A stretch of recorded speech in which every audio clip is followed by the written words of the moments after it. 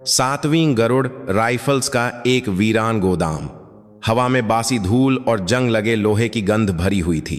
एक धुंधले बल्ब की पीली रोशनी में मासूम चेहरे वाला नया सिपाही अर्जुन सिंह राठौड़ 3 भारी भरकम काडर अधिकारियों की पकड़ में जकड़ा हुआ था।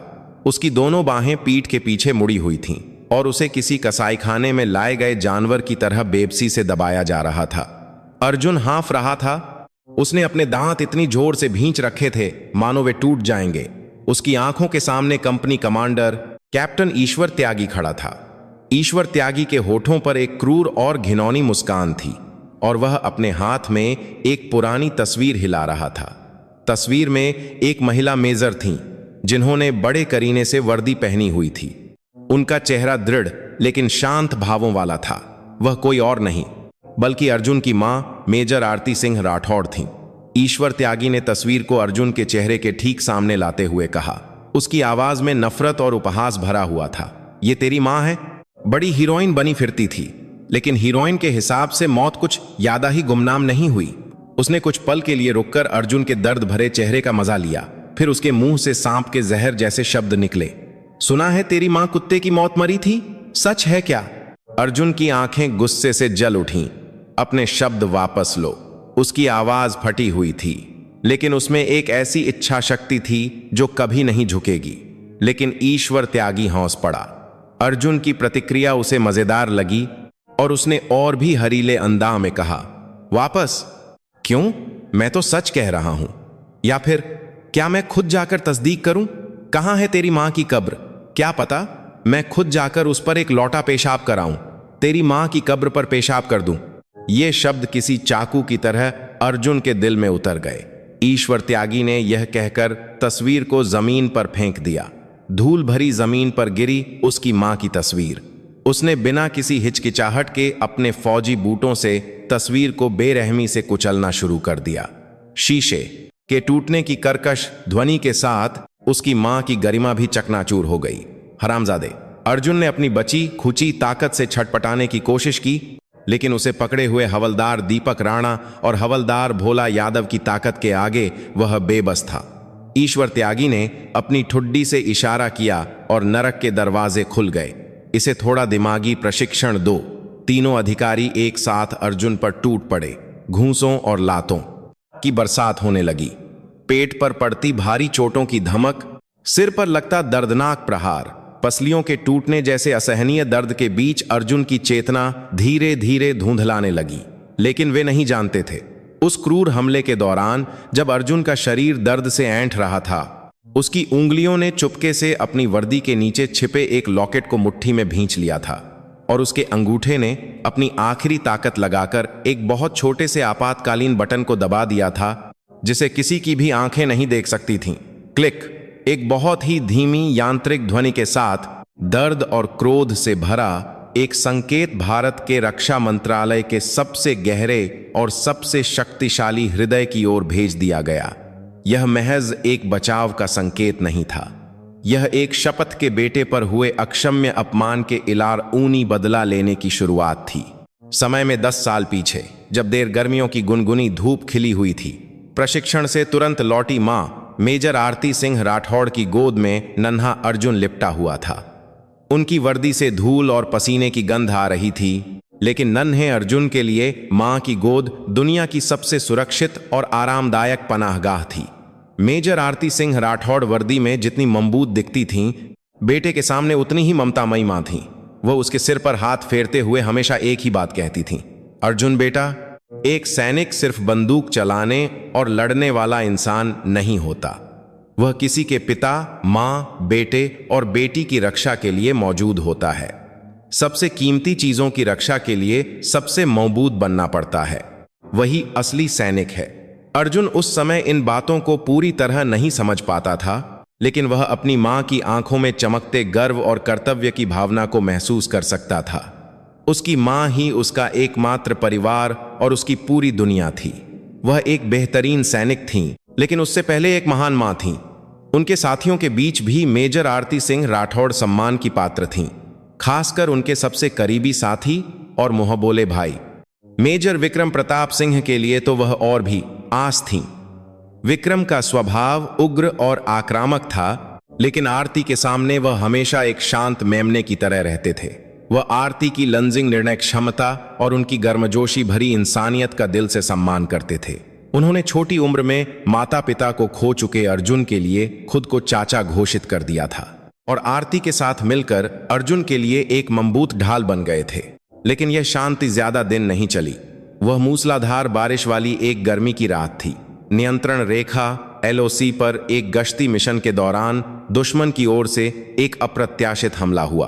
गोलियों की बौछार के बीच यूनिट में अभी आए एक नए सिपाही ने डर के मारे अपना पैर गलत जगह रख दिया। क्लिक। यह आवाज युद्ध के मैदान के सारे शोर को निगल जाने वाली मौत की आवाज थी।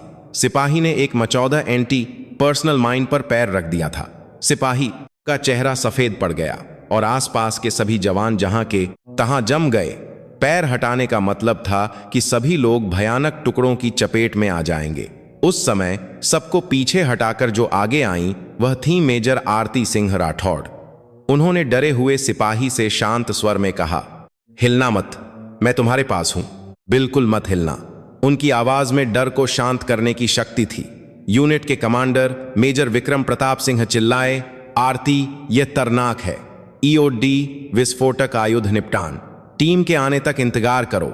लेकिन आरती ने सिर हिला दिया, समय नहीं है विक्रम, दुश्मन जल्द ही फिर से हमला करेगा। इस तरह तो पूरी यूनिट तरे में पड़ जाएगी। उन्होंने EOD के पहुंचने से पहले खुद ही माइन को निष्क्रिय करने का फैसला किया। यह प्रोटोकॉल के इला एक बेहद तरनाक कदम था, लेकिन पूरी यूनिट को बचाने का यही एकमात्र रास्ता था। उन्होंने विक्रम की ओर मुड़कर एक क्षण के लिए ऐसी मुस्कान दी जिसे सिर्फ वही समझ सकते थे। यह एक मौन वादा था, मेरे अर्जुन का ख्याल रखना। विक्रम का दिल डूब गया, लेकिन एक कमांडर के तौर पर उन्हें उसके फैसले पर भरोसा करने के अलावा कोई चारा नहीं था। आरती ने सावधानी से लेटकर गीली मिट्टी खोदना शुरू किया। उनके हाथ बिना किसी चूक के सटीकता से काम कर रहे थे। समय मानो अनंत काल की तरह बीत रहा था। जब वह माइन के फ्यूज को लगभग निष्क्रिय कर चुकी थीं, तभी दुश्मन का अचानक मोर्टार हमला शुरू हो गया। हमला, सब लेट जाओ। विक्रम के चिल्लाने के साथ ही आसपास ओरदार धमाके होने लगे। उसी पल धमाके के झटके से डरा हुआ सिपाही अपना संतुलन खो बैठा और लड़खड़ा गया। जैसे ही उसका पैर माइन से हटने वाला था, मेजर आरती सिंह राठौड़ ने बिना एक पल की हिचकिचाहट के छलांग लगा दी। उन्होंने अपने शरीर से सिपाही को दूर धकेल दिया और फटती हुई माइन को अपने पूरे शरीर से ढक लिया। धड़ाम, दुनिया को हिला देने वाले धमाके के साथ उनका शरीर एक लाल फूल की तरह बिखर गया। उन्होंने अपनी जान देकर उस सिपाही और आसपास के सभी जवानों को बचा लिया था। मेजर आरती सिंह राठौड़ का अंतिम रूप एक सच्चे सैनिक का था, जिसने अपनी सबसे कीमती चीज को बचाने के लिए अपना सब कुछ बलिदान कर दिया था। ठीक वैसा ही जैसा वह हमेशा अपने बेटे को सिखाती थीं। अंतिम संस्कार के स्थान पर मातम छाया हुआ था। अकेला रह गया। नन्हा अर्जुन अपनी मां की तस्वीर के सामने चुपचाप आंसू बहा रहा था। तभी एक बड़ी परछाई ने अर्जुन को ढक लिया। वह एक हाथ में प्लास्टर लगाए विक्रम थे। वह धमाके के टुकड़ों से घायल हो गए थे, लेकिन अपने दर्द से ज्यादा उन्हें अपने सामने अर्जुन को देखना पीड़ा दे रहा था। वह अर्जुन की आंखों के स्तर पर आने के लिए घुटनों के बल बैठ गए। उनकी आंखें ऊन की तरह लाल थीं। अर्जुन, विक्रम की आवाज भारी थी, तुम्हारी मां भारत की सबसे अच्छी सैनिक थीं। वह इस चाचा की सबसे अच्छी दोस्त थीं, मेरी जान बचाने वाली थीं और मेरा एकमात्र परिवार थीं। उन्होंने अपनी जेब से एक पुरानी डॉग टैग चेन में पिरोया हुआ एक छोटा सा लॉकेट निकाला। यह एक छोटे से धातु का लॉकेट था जिस पर एक गरुड़ खुदा हुआ था। यह तुम्हारी मां की निशानी है और अब यह तुम्हारी है। उन्होंने लॉकेट अर्जुन के गले में पहना दिया। इसके अंदर एक बहुत छोटा सा आपातकालीन सिग्नल डिवाइस है।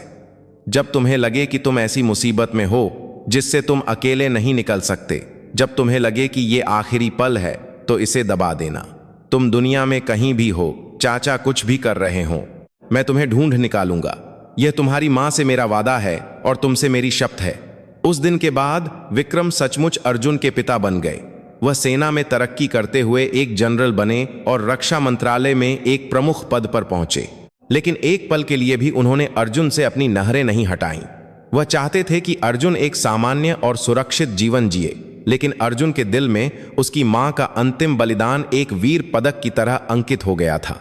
समय बीतता गया और जब अर्जुन एक नौजवान बना तो वह विक्रम प्रताप सिंह से मिलने गया, जो अब भारत के रक्षा मंत्री बन चुके थे। चाचा, मैं सेना में भर्ती होना चाहता हूं। विक्रम ने एक गंभीर चेहरे से अर्जुन को देखा। उन्होंने एक गहरी सांस ली, मानो उन्हें पहले से ही इसका अंदाजा था। अर्जुन, क्या तुम्हें इसी रास्ते पर जाना जरूरी है? मैं चाहता था कि तुम अपनी मां से अलग जिंदगी जियो। मैं जानता हूं चाचा, लेकिन मैं भागना नहीं चाहता। मैं अपनी आंखों से देखना चाहता हूं कि मां किस चीम की रक्षा करना चाहती थी। एक सैनिक के रूप में उनका रास्ता क्या मायने रखता था। एक बेटे के रूप में यही सबसे बड़ा सम्मान है जो मैं उन्हें दे सकता हूं। अर्जुन की आंखें बिल्कुल अपनी मां मेजर आरती सिंह राठौड़ की तरह थीं। उनमें एक अटूट इच्छा शक्ति और दृढ़ संकल्प था।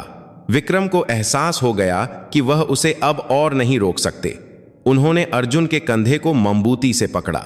ठीक है, अगर तुम्हारी यही इच्छा है तो मैं नहीं रोकूंगा, लेकिन एक बात याद रखना, तुम एक हीरो के बेटे हो, लेकिन उससे पहले तुम मेरे लिए एक बेटे की तरह हो। किसी भी हाल में जिंदा रहना और उस लॉकेट को कभी मत भूलना। इस तरह अर्जुन ने सेना में भर्ती होने का फैसला किया।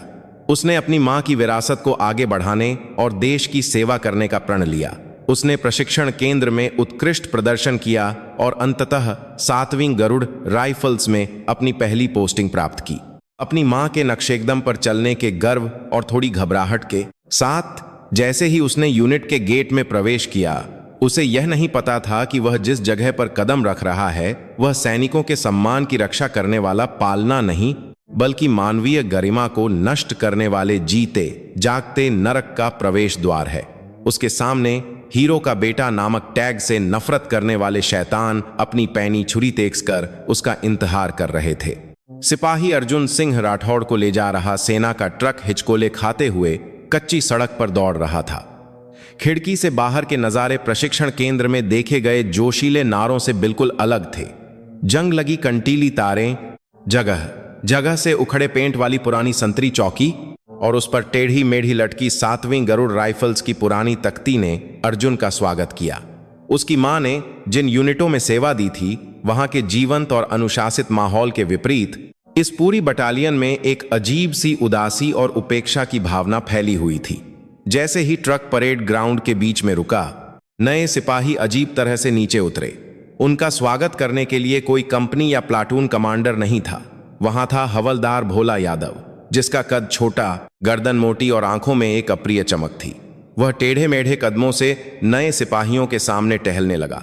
उसकी नौरहें किसी भूखे लकड़बग्घे की तरह हर नए सिपाही के चेहरे को घूर रही थीं। अभी से तुम्हारी किट का निरीक्षण शुरू होगा। सभारी किट का निरीक्षण हर की पाँच किया। अपना सामान खोलकर मीन पर तरतीब से रखो।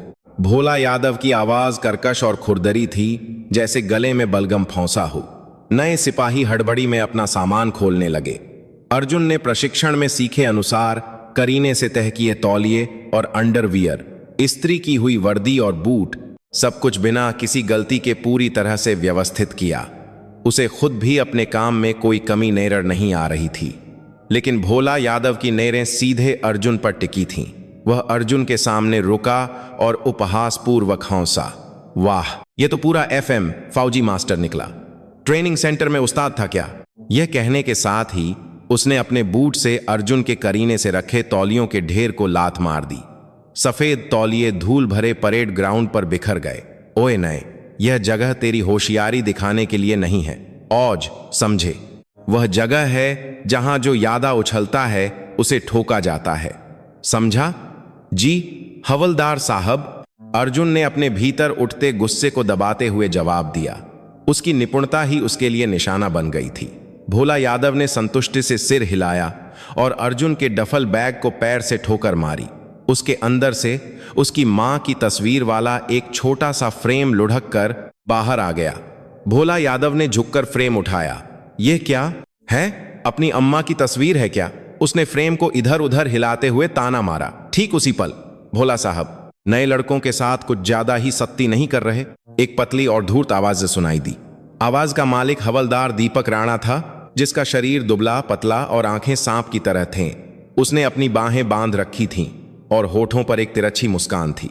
वह ऐसा दिखा रहा था मानो अर्जुन को बचा रहा हो, लेकिन उसकी आंखों में भोला यादव से भी ज्यादा ठंडक और चालाकी थी। दीपक राणा ने भोला यादव से फ्रेम ले लिया।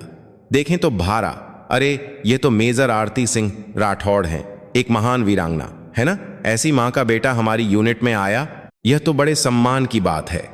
उसने अर्जुन के कंधे को थपथपाते हुए कहा, घबराओ मत सिपाही अर्जुन। भोला साहब थोड़े जाहिल हैं, लेकिन बुरे आदमी नहीं हैं। यहां सब ऐसे ही ढलते हैं। उसके शब्द सांत्वना जैसे लग रहे थे, लेकिन उनमें छिपे कांटे अर्जुन के स्वाभिमान को चालाकी से चुभ रहे थे। यह इस बात का संकेत था कि हीरो का बेटा होने का टैग यहां गर्व का नहीं, बल्कि उपहास और उत्पीड़न का कारण बनेगा। दीपक राणा ने भोला यादव को आंख मारी। उनकी आंखों के इशारे में एक गंदी समझ थी, जैसे कह रहे हों, आज एक मजेदार खिलौना हाथ लगा है। उसने अर्जुन के कान में धीरे से फुसफुसाया, सुन, यहां किसी हीरो की जरूरत नहीं है जो चुपचाप हुक्म मानता है और अपना समय काटकर चला जाता है। वही सबसे होशियार है। अपनी मां के नाम पर धब्बा मत लगाना और चुपचाप अपनी औकात में रहना, समझा? इस तरह पहली मुलाकात खत्म हुई। अर्जुन ने धूल लगी मां की तस्वीर और बिखरे हुए सामान को चुपचाप समेटा। आसपास के दूसरे नए सिपाही उससे आंख मिलाने की हिम्मत नहीं कर पा रहे थे और बस सहानुभूति भरी नरों से उसे देख रहे थे। नरक की प्रस्तावना चुपचाप लेकिन बहुत मजबूती से शुरू हो चुकी थी। उस दोपहर अर्जुन को कंपनी कमांडर के दफ्तर में बुलाया गया। दरवाजा खोलने पर सिगरेट और बासी कॉई की तीखी गंध ने उसकी नाक में दम कर दिया। कंपनी कमांडर कैप्टन ईश्वर त्यागी अपनी मेज पर पैर रखे हुए कुर्सी पर लगभग लेटा हुआ था और अर्जुन की भर्ती आइल पढ़ रहा था। वह एक प्रतिष्ठित सैन्य अकादमी से नहीं, बल्कि एक सामान्य अधिकारी प्रशिक्षण कार्यक्रम से आया था और अपनी काबिलियत से यादा चापलूसी और जुगाड़ से कैप्टन बना था। इस वजह से उसके मन में अकादमी के संभ्रांत अधिकारियों के प्रति गहरी हीन भावना और ईर्ष्या थी। खासकर मेजर आरती सिंह राठौड़ जैसी आत्म बलिदानी वीरांगना जिसे पूजा जाता था, उसकी नफरत को भड़काने के लिए एक चिंगारी की तरह थी। ईश्वर त्यागी ने अर्जुन को ऊपर से नीचे तक घूरा। उसकी आंखों में तिरस्कार और ईर्ष्या का मिश्रण था। तो तू ही वो मशहूर मेजर आरती सिंह राठौड़ का बेटा सिपाही अर्जुन सिंह राठौड़ है? उसने अपनी जगह से उठे बिना घमंड से अपनी ठुड्डी हिलाते हुए पूछा। सिपाही अर्जुन सिंह राठौड़? जी कैप्टन साहब। ईश्वर त्यागी हंसा। उसने हाथ में पकड़ी आइल को मेज पर पटक दिया। एक हीरो का बेटा हमारी इस गंदी जगह पर पधारा है। हमारी जैसी गोबर भरी यूनिट में क्या सीखने आए हो? उसकी बातों में स्पष्ट शत्रुता थी।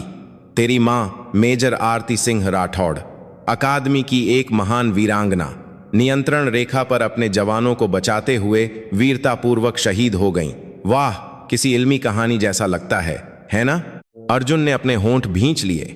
उन्होंने बस एक सैनिक के रूप में अपना कर्तव्य निभाया था साहब। कर्तव्य? ईश्वर त्यागी अपनी कुर्सी से उछल पड़ा। उसका चेहरा गुस्से से विकृत हो गया। यह पाखंडी शब्द बंद कर, तुम जैसे लोग नहीं समझते। जब तुम अकादमी के राजकुमार सम्मान और कर्तव्य का जाप करते हो तो हम जैसे लोगों को कितना ऊन बहाना पड़ता है, पता है तुम्हें? हीरो बनने का खेल किसी और के बलिदान की नींव पर अपना नाम चमकाने का एक गंदा शो है और कुछ नहीं। तेरी मां भी वैसी ही थी। एक जवान को बचाने के चक्कर में आखिरकार अपनी जान गंवा दी और पीछे वालों के लिए एक कभी न भरने वाला खम छोड़ गई। क्या यह हीरोपंती है? मेरी नगर में वह बस एक बेवकूफ औरत थी जिसे अपनी औकात नहीं पता थी। अपने शब्द वापस लीजिए साहब। अर्जुन की आवाज बर की तरह ठंडी हो गई। अब तक उसने हर अपमान सहा था, लेकिन अपनी मां का सीधा अपमान उसकी सहन शक्ति की सीमा को तोड़ चुका था। ईश्वर त्यागी को अर्जुन की प्रतिक्रिया में महा आ रहा था। वह अर्जुन के ठीक सामने आया और अपनी उंगली से उसकी छाती में चुभोते हुए बोला, वापस? क्यों? मैं तुम्हें बताता हूं कि यह जगह क्या है। यहां तेरी मां जैसे हीरो की कोई जरूरत नहीं है। यहां सिर तातवर ही इंदा रहता है और यहां सबसे तातवर मैं हूं, कैप्टन ईश्वर त्यागी। उसने अर्जुन की ठुड्डी को पकड़कर बर्दस्ती ऊपर उठाया। तेरी बात है, आंखें मुझे पसंद नहीं। यह वही घमंडी नहर है जो एक हीरो का बेटा ही दे सकता है। कोई बात नहीं, जल्द ही यह नर निराशा में बदल जाएगी। मैं वादा करता हूं, मैं तेरी हड्डियों में बसे उस झूठे हीरोपंती के जज्बे को उस पाखंडी आदर्शवाद को कुचलकर कुत्तों को खिला दूंगा। मैं तुझे तब तक तड़पाऊंगा जब तक तू उधरो रोकर यह न कहने लगे कि तेरी मां की मौत एक कुत्ते की मौत थी। तब तक हर दिन नरक जैसा होगा। ईश्वर त्यागी की आंखें पागलपन से चमक रही थीं। दीपक राणा की धूर्तता, भोला यादव की हिंसा और इन सब को निर्देशित करने वाली ईश्वर त्यागी की विकृत घृणा, यह तीन पहिया गाय अब अर्जुन सिंह राठौड़ नामक लक्ष्य की ओर सटीकता से घूमने लगी थी। कंपनी कमांडर के दफ्तर से बाहर निकलकर अर्जुन ने अपनी मुट्ठियां भींच लीं। हथेलियों में चुभते नाखूनों के दर्द से यादा उसके दिल को अपमान की पीड़ा साल रही थी। उसे एहसास हो गया कि यह सिर्फ एक भ्रष्ट यूनिट नहीं है, यह एक विशाल नरक था जिसे उसकी मां के सम्मान और उसके अस्तित्व को नकारने और नष्ट करने के लिए बनाया गया था। और उस नरक के शैतान अब अपना असली शिकार शुरू करने वाले थे। अगली सुबह से ही नरक रोमर्रा की जिंदगी बन गया। 7वीं गरुड़ राइफल्स का दिन भी दूसरी यूनिटों की तरह सुबह की हागिरी से शुरू होता था, लेकिन इसका तरीका बिल्कुल अलग था। कैप्टन ईश्वर त्यागी किसी परेड का निरीक्षण करने वाले जनरल की तरह कतार में खड़े जवानों के सामने धीरे धीरे चलता था, लेकिन उसकी नहरें शुरू से आखिर तक सिर्फ एक ही व्यक्ति पर टिकी थीं, सिपाही अर्जुन सिंह राठौड़। आज का दिमागी प्रशिक्षण शुरू करते हैं, ईश्वर त्यागी ने इतनी ओर से कहा कि सभी जवान सुन सकें। उसकी आवाज में ठंडी हंसी और द्वेष था। आज का विषय है अनावश्यक हीरोपंती का यूनिट पर पड़ने वाला दुष्प्रभाव, और हमारे पास एक बहुत अच्छा उदाहरण भी है। इसीलिए प्रशिक्षण का असर तो पक्का होगा। सभी जवानों की नर्रें अर्जुन पर टिक गईं। कुछ में सहानुभूति थी, कुछ में चिंता और कुछ में यह भाव था कि तुम्हारी वजह से हम मुसीबत में पड़ रहे हैं। ईश्वर त्यागी उन नहरों का महा लेते हुए बोला, जानते हो युद्ध के मैदान में सबसे तरनाक कौन होता है? डरपोक? नहीं। नाकाबिल? वह भी नहीं। सबसे तरनाक वह बेवकूफ होता है जो सोचता है कि उसे हीरो बनना है। ऐसा एक आदमी जब शोहरत के लिए कोई बेवकूफी भरा काम करता है तो उसे बचाने के लिए कई भले चंगे जवानों को अपनी जान दांव पर लगानी पड़ती है। आखिरकार एक आदमी की हीरोपंती के चक्कर में पूरी यूनिट तबाह हो जाती है। यह वीरता नहीं बल्कि सबसे स्वार्थी और मूर्खतापूर्ण काम है। वह अर्जुन के ठीक सामने आकर रुका। सिपाही अर्जुन, तुम्हारी मां मेजर आरती सिंह राठौड़ का काम इसका एक सटीक उदाहरण है ना? अर्जुन ने कोई जवाब नहीं दिया। उसने अपनी ठुड्डी सीधी रखी और सामने देखता रहा। उसने एक सैनिक के रूप में अपनी मुद्रा में कोई ढील नहीं आने दी। उसकी चुप्पी एक मौन प्रतिरोध थी। ईश्वर त्यागी ने अर्जुन की ठुड्डी को अपने हाथ से बेरूरी से ऊपर उठाया। मैं तुझसे पूछ रहा हूं, हरामजादे, तेरी मां का एक जवान को बचाने के लिए माइन पर कूद जाना वह सही काम था या बेवकूफ? क्या हुआ? जवाब नहीं दे सकता? चलो मैं ही बता देता हूं। वह एक बहुत ही बेवकूफी भरी और बेकार कुत्ते की मौत थी। उस सिपाही को किसी और तरीके से भी बचाया जा सकता था, लेकिन तेरी मां ने ऐसे शो किया जैसे उस पर कैमरे की फ्लैशलाइट पड़ रही हो और अपनी जान गंवा दी। देश को शायद एक हीरो मिल गया, लेकिन सेना ने एक काबिल अधिकारी खो दिया और एक परिवार बिखर गया। यह किसकी जिम्मेदारी है? तेरी मां की झूठी हीरोपंती की। अब समझ आया? यह एक हरीला तीर था। उसकी मां के सबसे पवित्र बलिदान का सबसे नीच तरीके से अपमान अर्जुन के कंधे हल्के से कांपे। उसकी मुट्ठी में नाखून इतनी गोर से गड़ गए थे कि खून निकलने लगा था, लेकिन उसने आखिर तक मुंह नहीं खोला।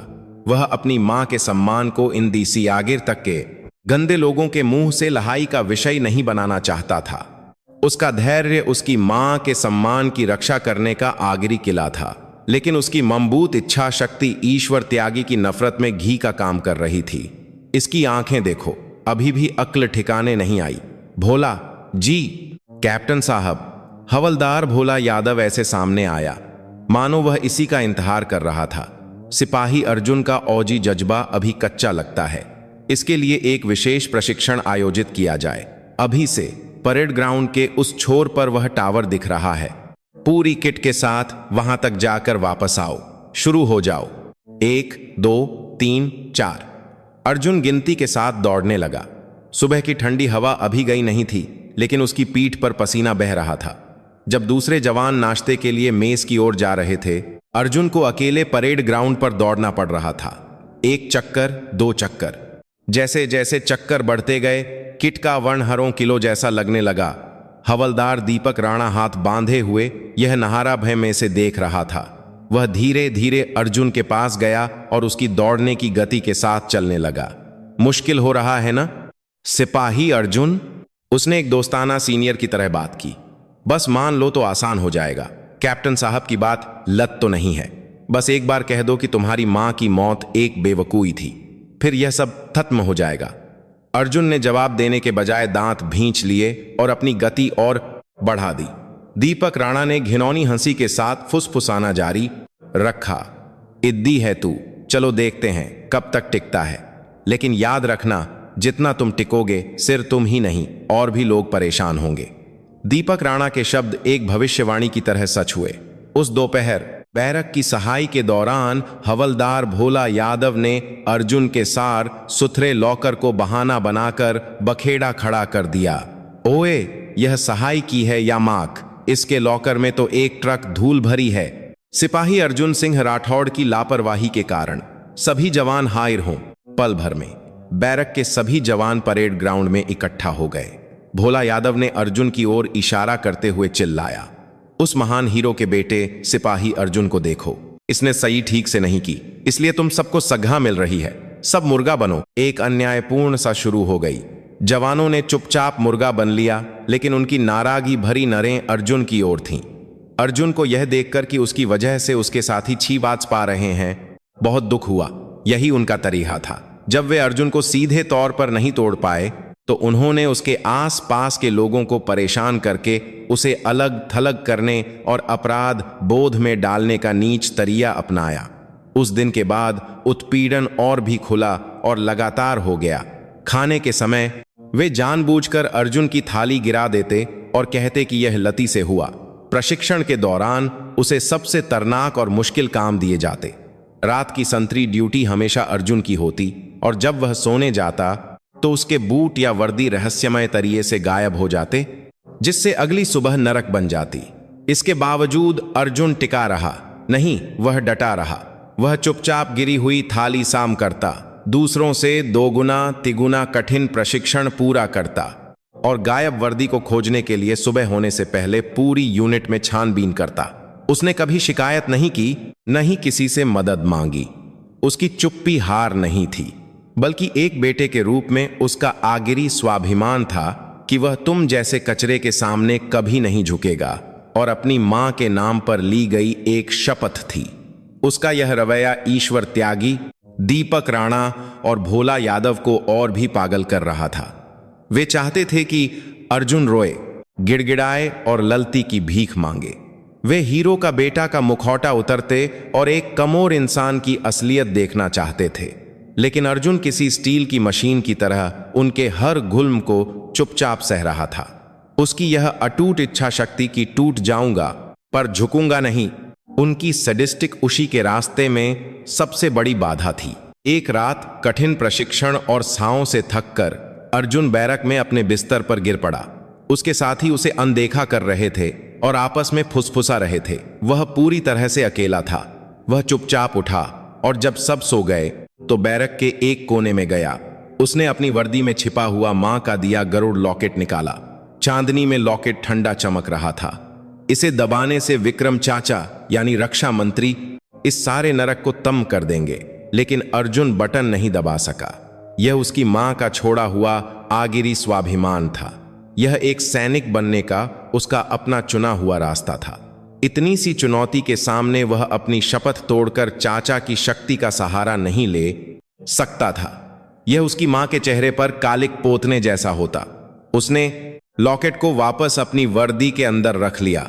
उसकी आंखों में दुख नहीं बल्कि और भी ठंडा और मजबूत संकल्प चमक रहा था। मां, क्या आप देख रही हैं? मैं अभी तक टूटा नहीं हूं और मैं आगे भी कभी नहीं टूटूंगा। वह नहीं जानता था कि उसकी यह मजबूती उन शैतानों को और कितने गहरे पागलपन की ओर धकेल रही है, और वह पागलपन जल्द ही इंसान की कल्पना से परे सबसे भयानक हिंसा के रूप में फटने वाला था। नरक की सबसे गर्म लपटें उसे निगलने के लिए ठीक उसकी पीठ के पीछे दहक रही थीं। समय वापस वर्तमान में लौटता है। अर्जुन सिंह राठौड़ को 7वीं गरुड़ राइफल्स में आए 1 महीना हो चुका था। 1 महीने के इस समय ने उसे स्टील की तरह मजबूत बना दिया था और साथ ही उन शैतानों के धैर्य को तम कर दिया था। हर तरह के चालाक और नीच उत्पीड़न के बावजूद अर्जुन ने एक बार भी टूटने का कोई संकेत नहीं दिया। उसका यह मजबूत रवैया कैप्टन ईश्वर त्यागी के लिए एक असहनीय अपमान बन गया था। उसे लग रहा था कि एक सामान्य सिपाही उसके अधिकार को पूरी तरह से नकार रहा है। उस रात कैप्टन ईश्वर त्यागी के दफ्तर में हवलदार दीपक राणा और हवलदार भोला यादव इकट्ठा हुए थे। मेज पर सस्ती शराब की कुछ बोतलें और कुछ नमकीन बिखरी हुई थी। कमरे की हवा शराब, हार की भावना और जल्द ही फटने वाली हिंसा की ऊर्जा से भारी थी। अर्जुन, आखिर किस मिट्टी का बना है यह? ईश्वर त्यागी ने गुस्से से शराब का गिलास पटकते हुए गाली दी। कितना भी कुचलो, कितना भी तड़पाओ, एक आंसू तक नहीं बहाता।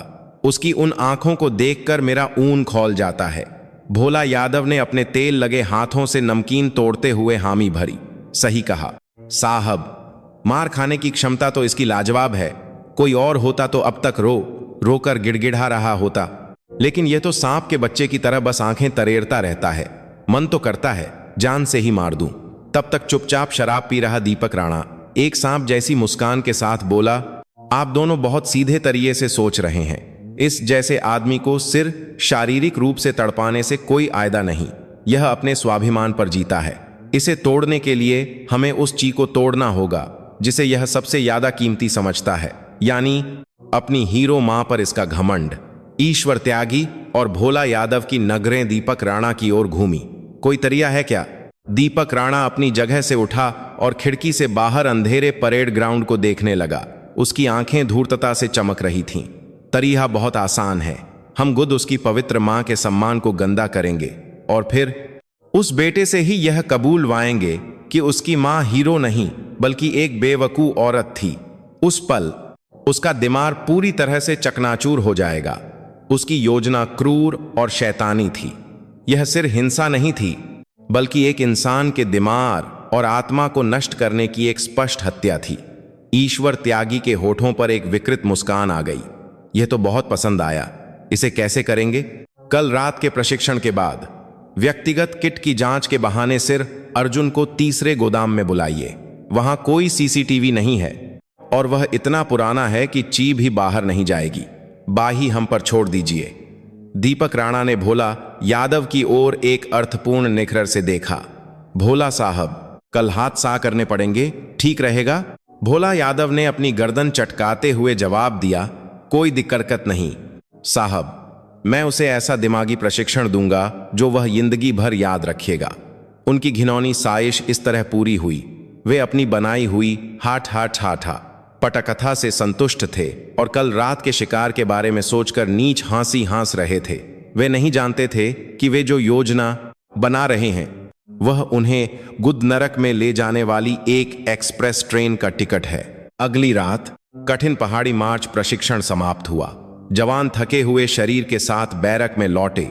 धूल और पसीने से सनी वर्दी उतारकर नहाने के याल से सभी उत्साहित थे।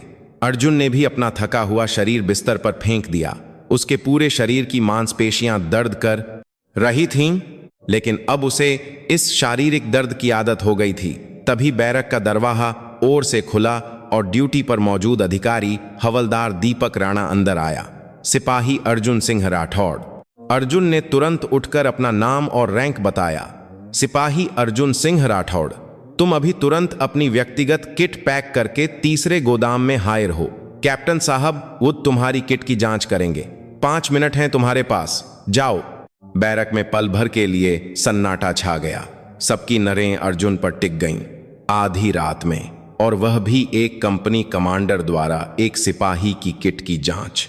यह एक अकल्पनीय बात थी। एक अशुभ आशंका ने पूरे बैरक को घेर लिया।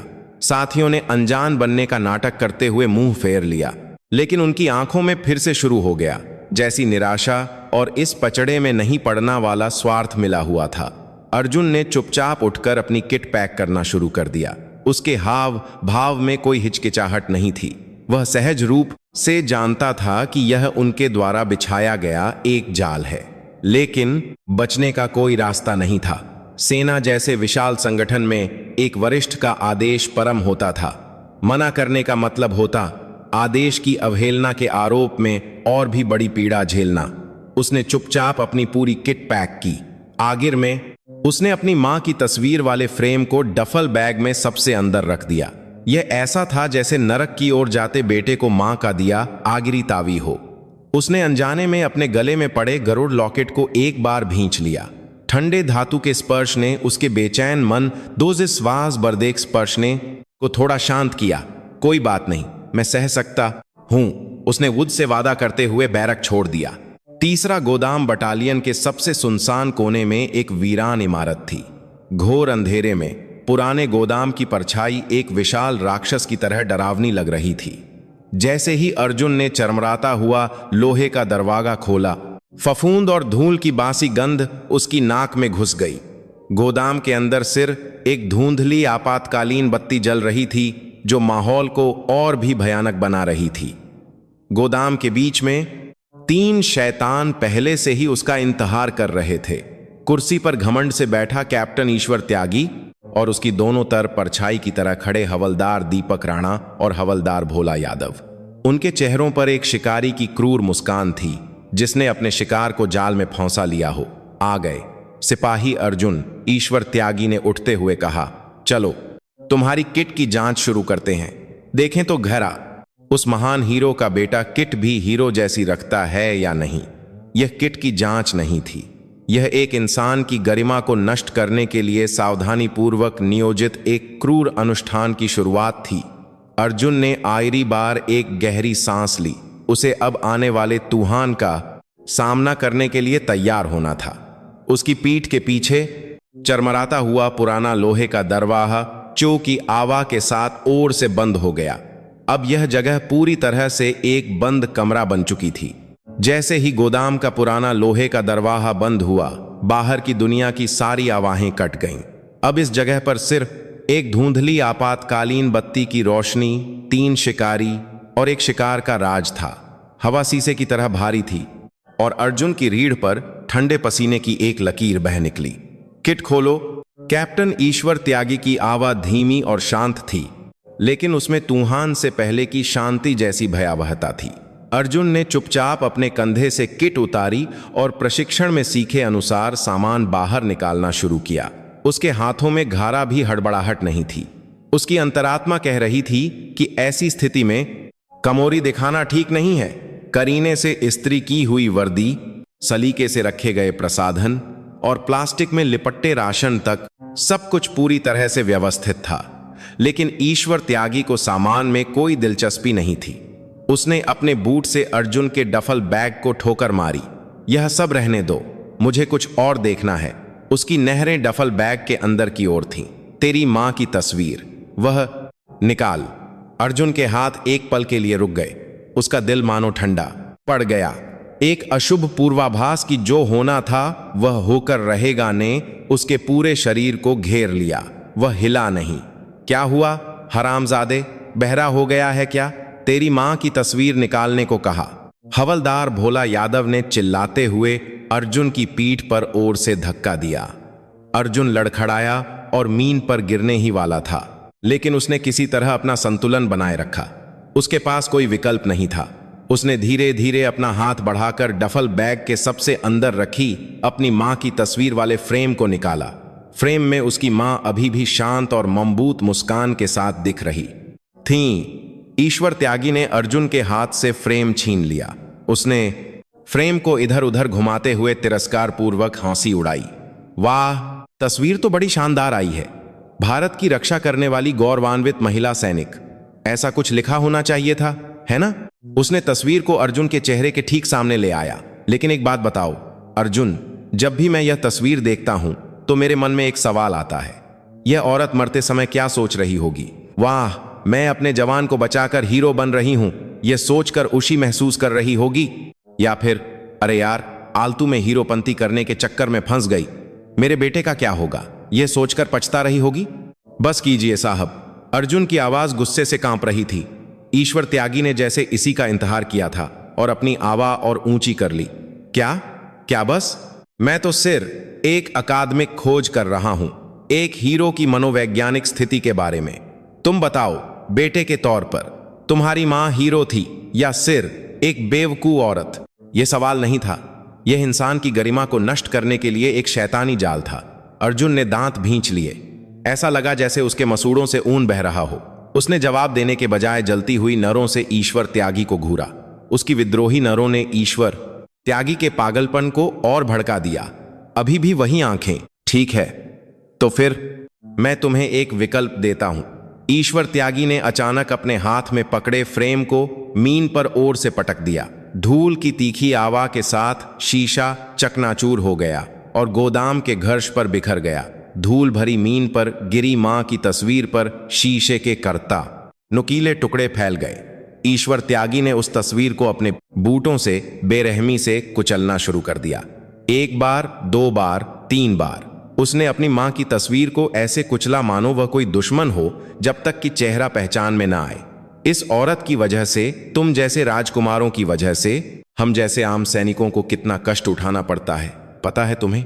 सम्मान, देश, बलिदान जैसे शब्दों से हमें मौत के मुंह में धकेल दिया जाता है और तुम लोग पीछे बैठकर मेडल बटोरते हो। तेरी मां भी वैसी ही थी, आखिरकार अपना नाम चमकाने के लिए उसने अपने जवानों को ढाल बनाया। वह एक पाखंडी थी। उसने हांफते हुए कुचली हुई तस्वीर को पैर से ठोकर मारकर अर्जुन के सामने फेंक दिया और फिर उसने आखिरी अल्टीमेटम दिया। अब तेरी बारी है अर्जुन, तू उद साबित कर। क्या साबित करूं साहब? यह साबित करो कि तुम हमारे साथ हो। यह साबित करो कि तुम उस झूठी हीरोपंती से बाहर आ चुके हो। ईश्वर त्यागी ने अर्जुन का कॉलर पकड़ लिया। उसकी आंखें पागलपन से चमक रही थीं। अब जैसा मैं कहता हूं वैसा बोलो। मेरी मां आरती सिंह राठौड़ हीरो नहीं थी, वह एक मूर्ख सैनिक थीं जिन्होंने अपनी शोहरत के लिए यूनिट को कातरे में डाल दिया। बोलो। अर्जुन को लगा जैसे उसकी दुनिया ढह रही है। यह सिर्फ उसकी मां का अपमान नहीं था, बल्कि उसके बेटे के हाथों से ही उसकी मां के सम्मान पर छुरा घोंपने की मांग थी। यह उसके अस्तित्व के कारण को ही नकारने का एक क्रूर आदेश था। नहीं, अर्जुन के मुंह से एक दृढ़ इनकार निकला। क्या? ईश्वर त्यागी को अपने कानों पर विश्वास नहीं हुआ। मैंने कहा नहीं। अर्जुन ने ईश्वर त्यागी का हाथ झटक दिया और एकदम पीछे हट गया। उसकी आंखों में अब गुस्सा नहीं, बल्कि ठंडा तिरस्कार था।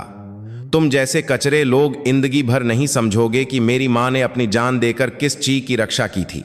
उस महान मूल्य को अपने गंदे मुंह से अपमानित करने का तुम्हें कोई हक नहीं है। सन्नाटा छा गया। ईश्वर त्यागी के चेहरे से मुस्कान गायब हो गई। उसका चेहरा अब एक ऐसे शैतान जैसा लग रहा था जिसने अपना मुखौटा उतार दिया हो और सिर शुद्ध घृणा और हत्या की भावना से विकृत हो गया था। हरामजादे, आखिर तक। उसने सिर घुमाकर दीपक राणा और भोला यादव को ठुड्डी से इशारा किया। यह सभी बातचीत के अंत का संकेत था और नरक के दरवाजे खोलने का स्विच था। ठीक है, लगता है बातों से समझ नहीं आएगा तो फिर शरीर को सिखाना पड़ेगा। देखते हैं आज हीरो के बेटे में कितनी जान है। दीपक राणा ने अपनी उंगलियां चटकाते हुए एक घिनौनी मुस्कान दी और भोला यादव ने पहले ही अपनी मुट्ठियां भींच ली थीं। गोदाम की धुंधली रोशनी में तीन शैतानों की परछाइयां लंबी होकर अकेले खड़े अर्जुन को निगलने के लिए उस पर झपट रही थीं। आखिरी रेखा पार हो चुकी थी। कैप्टन ईश्वर त्यागी का इशारा मिलते ही सबसे पहले हवलदार भोला यादव हरकत में आया। वह एक गुस्सैल जंगली भैंसे की तरह चिल्लाते हुए अर्जुन पर झपटा। तुझे तो कच्चा चबा जाऊंगा, हरामजादे। उसके भारी शरीर से निकलने वाली धमकी किसी भी आम आदमी को डर से वहीं बैठा देने के लिए काजी थी। उसका लक्ष्य स्पष्ट था, अर्जुन की प्रतिरोध की भावना को एक ही झटके में तोड़ देना। लेकिन उसने लत आदमी को चुना था। अर्जुन सिर्फ एक हीरो का बेटा नहीं था, वह अपनी मां मेजर आरती सिंह राठौड़ का ऊन था, एक प्रशिक्षित सैनिक। बचपन से विक्रम प्रताप सिंह के मार्गदर्शन में लगातार सीखी गई विशेष युद्ध कला अब उसके शरीर में एक सहज वृत्ति की तरह बस चुकी थी। जैसे ही भोला यादव का भारी घूंसा अर्जुन के चेहरे की ओर आया, अर्जुन ने अपने शरीर को हल्का सा घुमाकर हमले से बचा लिया। साथ ही उसने दुश्मन की गति का आयदा उठाते हुए भोला यादव की बगल में घुसपैठ की और फिर बिना किसी हिचकिचाहट के उसने अपनी कोहनी से उसके पेट पर ओरदार प्रहार किया। धक की भारी आवाज के साथ विशालकाय भोला यादव कराह की आवाज के साथ पीछे हट गया। अप्रत्याशित पलटवार से उसके चेहरे पर हैरानी के साथ साथ और भी गहरा गुस्सा आ गया। यह पलटवार कर रहा है? पास में खड़े देख रहे हवलदार दीपक राणा की आंखें सिकुड़ गईं। भोला, सावधान रह, यह कोई नौसिखिया नहीं है। उसने एक नीच मुस्कान के साथ अर्जुन के पीछे से हमला करने की कोशिश की। अब स्थिति 2 के मुकाबले 1 की थी। ईश्वर त्यागी एकदम पीछे खड़ा, हाथ बांधे हुए यह नहारा देख रहा था। उसे लगा कि अर्जुन जितना प्रतिरोध करेगा, उनकी हिंसा उतनी ही जायज ठहरेगी। हाँ, छटपटा ले, तेरी यह झूठी कोशिश तुझे और भी गहरे नरक में ले जाएगी। भोला यादव फिर से झपटा। इस बार दीपक राणा ने एक साथ अर्जुन के भागने का रास्ता रोक दिया। सामने से भोला यादव के बेरहम घूंसे और पीछे से दीपक राणा की तेलातें अर्जुन पर दबाव डाल रही थीं। अर्जुन ने शांति से अपनी सांसें संभाली। वह घिरा हुआ था, लेकिन उसकी आंखों में और भी ज्यादा ठंडक आ गई थी। उसने भोला यादव के घूंसे को अपने हाथ से रोका और साथ ही घूमकर दीपक राणा की लात से बच गया। लेकिन संख्या का असंतुलन भारी पड़ रहा था। उसकी चाल का अंदाजा लगाते हुए दीपक राणा ने उसकी खाली बगल में अपने बूट से जोरदार लात मारी। पसलियों में दरार पड़ने जैसा तेज दर्द उसके पूरे शरीर में फैल गया। अर्जुन लड़खड़ाकर गोदाम की दीवार से जा टकराया। ठीक उसी पल भोला यादव ने झपटकर अर्जुन का कॉलर पकड़ा और उसे दीवार पर ओर से पटक दिया। अब थम हरामजादे। उसने अर्जुन के पेट पर बेरहमी से घूंसे बरसाने शुरू कर दिए। धक धक धक, आंतें मुड़ने जैसे दर्द से अर्जुन के मुंह से कराह निकली। यही उनका तरीका था। कोई बराबरी की लड़ाई नहीं, सिर्फ संख्यात्मक बत और रैंक का इस्तेमाल करके एक नीच और क्रूर हमला। आह, अभी तप्म नहीं हुआ। अर्जुन ने दर्द के बावजूद होश नहीं खोया। उसने अपनी बची खूची तात लगाकर भोला यादव के संवेदनशील अंग पर घुटने से वार किया। एक ची के साथ भोला यादव अर्जुन को छोड़कर पीछे गिर पड़ा। इस मौके का आयदा उठाकर अर्जुन ने अपनी स्थिति संभाली और दीपक राणा की ओर मुड़ा। उसके होठों से ऊन बह रहा था, लेकिन उसका लड़ने का जज्बा भारा भी कम नहीं हुआ था। लेकिन यही उसकी सीमा थी। महेदार शो यहीं तम होता है। चुपचाप देख रहा कैप्टन ईश्वर त्यागी हरकत में आया। उसने मीन पर पड़ा एक लकड़ी का डंडा उठा लिया और फिर वह लड़खड़ाते हुए अर्जुन के पीछे चुपके से पहुंचा और पूरी तात से उसके सिर पर वार किया। छटक की एक भयानक आवाज जैसे खोपड़ी टूट गई हो गोदाम में गूंज उठी। अर्जुन की आंखों के सामने बिजली कौंधी और दुनिया घूमने लगी। उसके पैरों से जान निकल गई और वह सीधे मीन पर गिर पड़ा। उसकी चेतना के परे उसे कुचली हुई मां की तस्वीर धुंधली सी दिखाई दी। मां, मुझे मां कर देना। अब जाकर शांति हुई, ईश्वर त्यागी ने डंडा मीन पर फेंकते हुए कहा। उसके माथे पर पसीने की बूंदें थीं। एक सिपाही के अप्रत्याशित प्रतिरोध ने उसे चौंका दिया था। भोला यादव और दीपक राणा गिरे हुए अर्जुन के पास आए। कैप्टन साहब, इसे ऐसे ही छोड़ देना ठीक रहेगा? इसकी हिम्मत तो बहुत बढ़ गई थी। ईश्वर त्यागी ने ऊन के तालाब में गिरे अर्जुन को तिरस्कार से देखा। कोई बात नहीं, बल्कि अच्छा हुआ उसने प्रतिरोध किया, इसलिए हमने उसे काबू में किया। यह आत्मरक्षा और विद्रोह के इलाह एक जाय अनुशासनात्मक कार्रवाई है।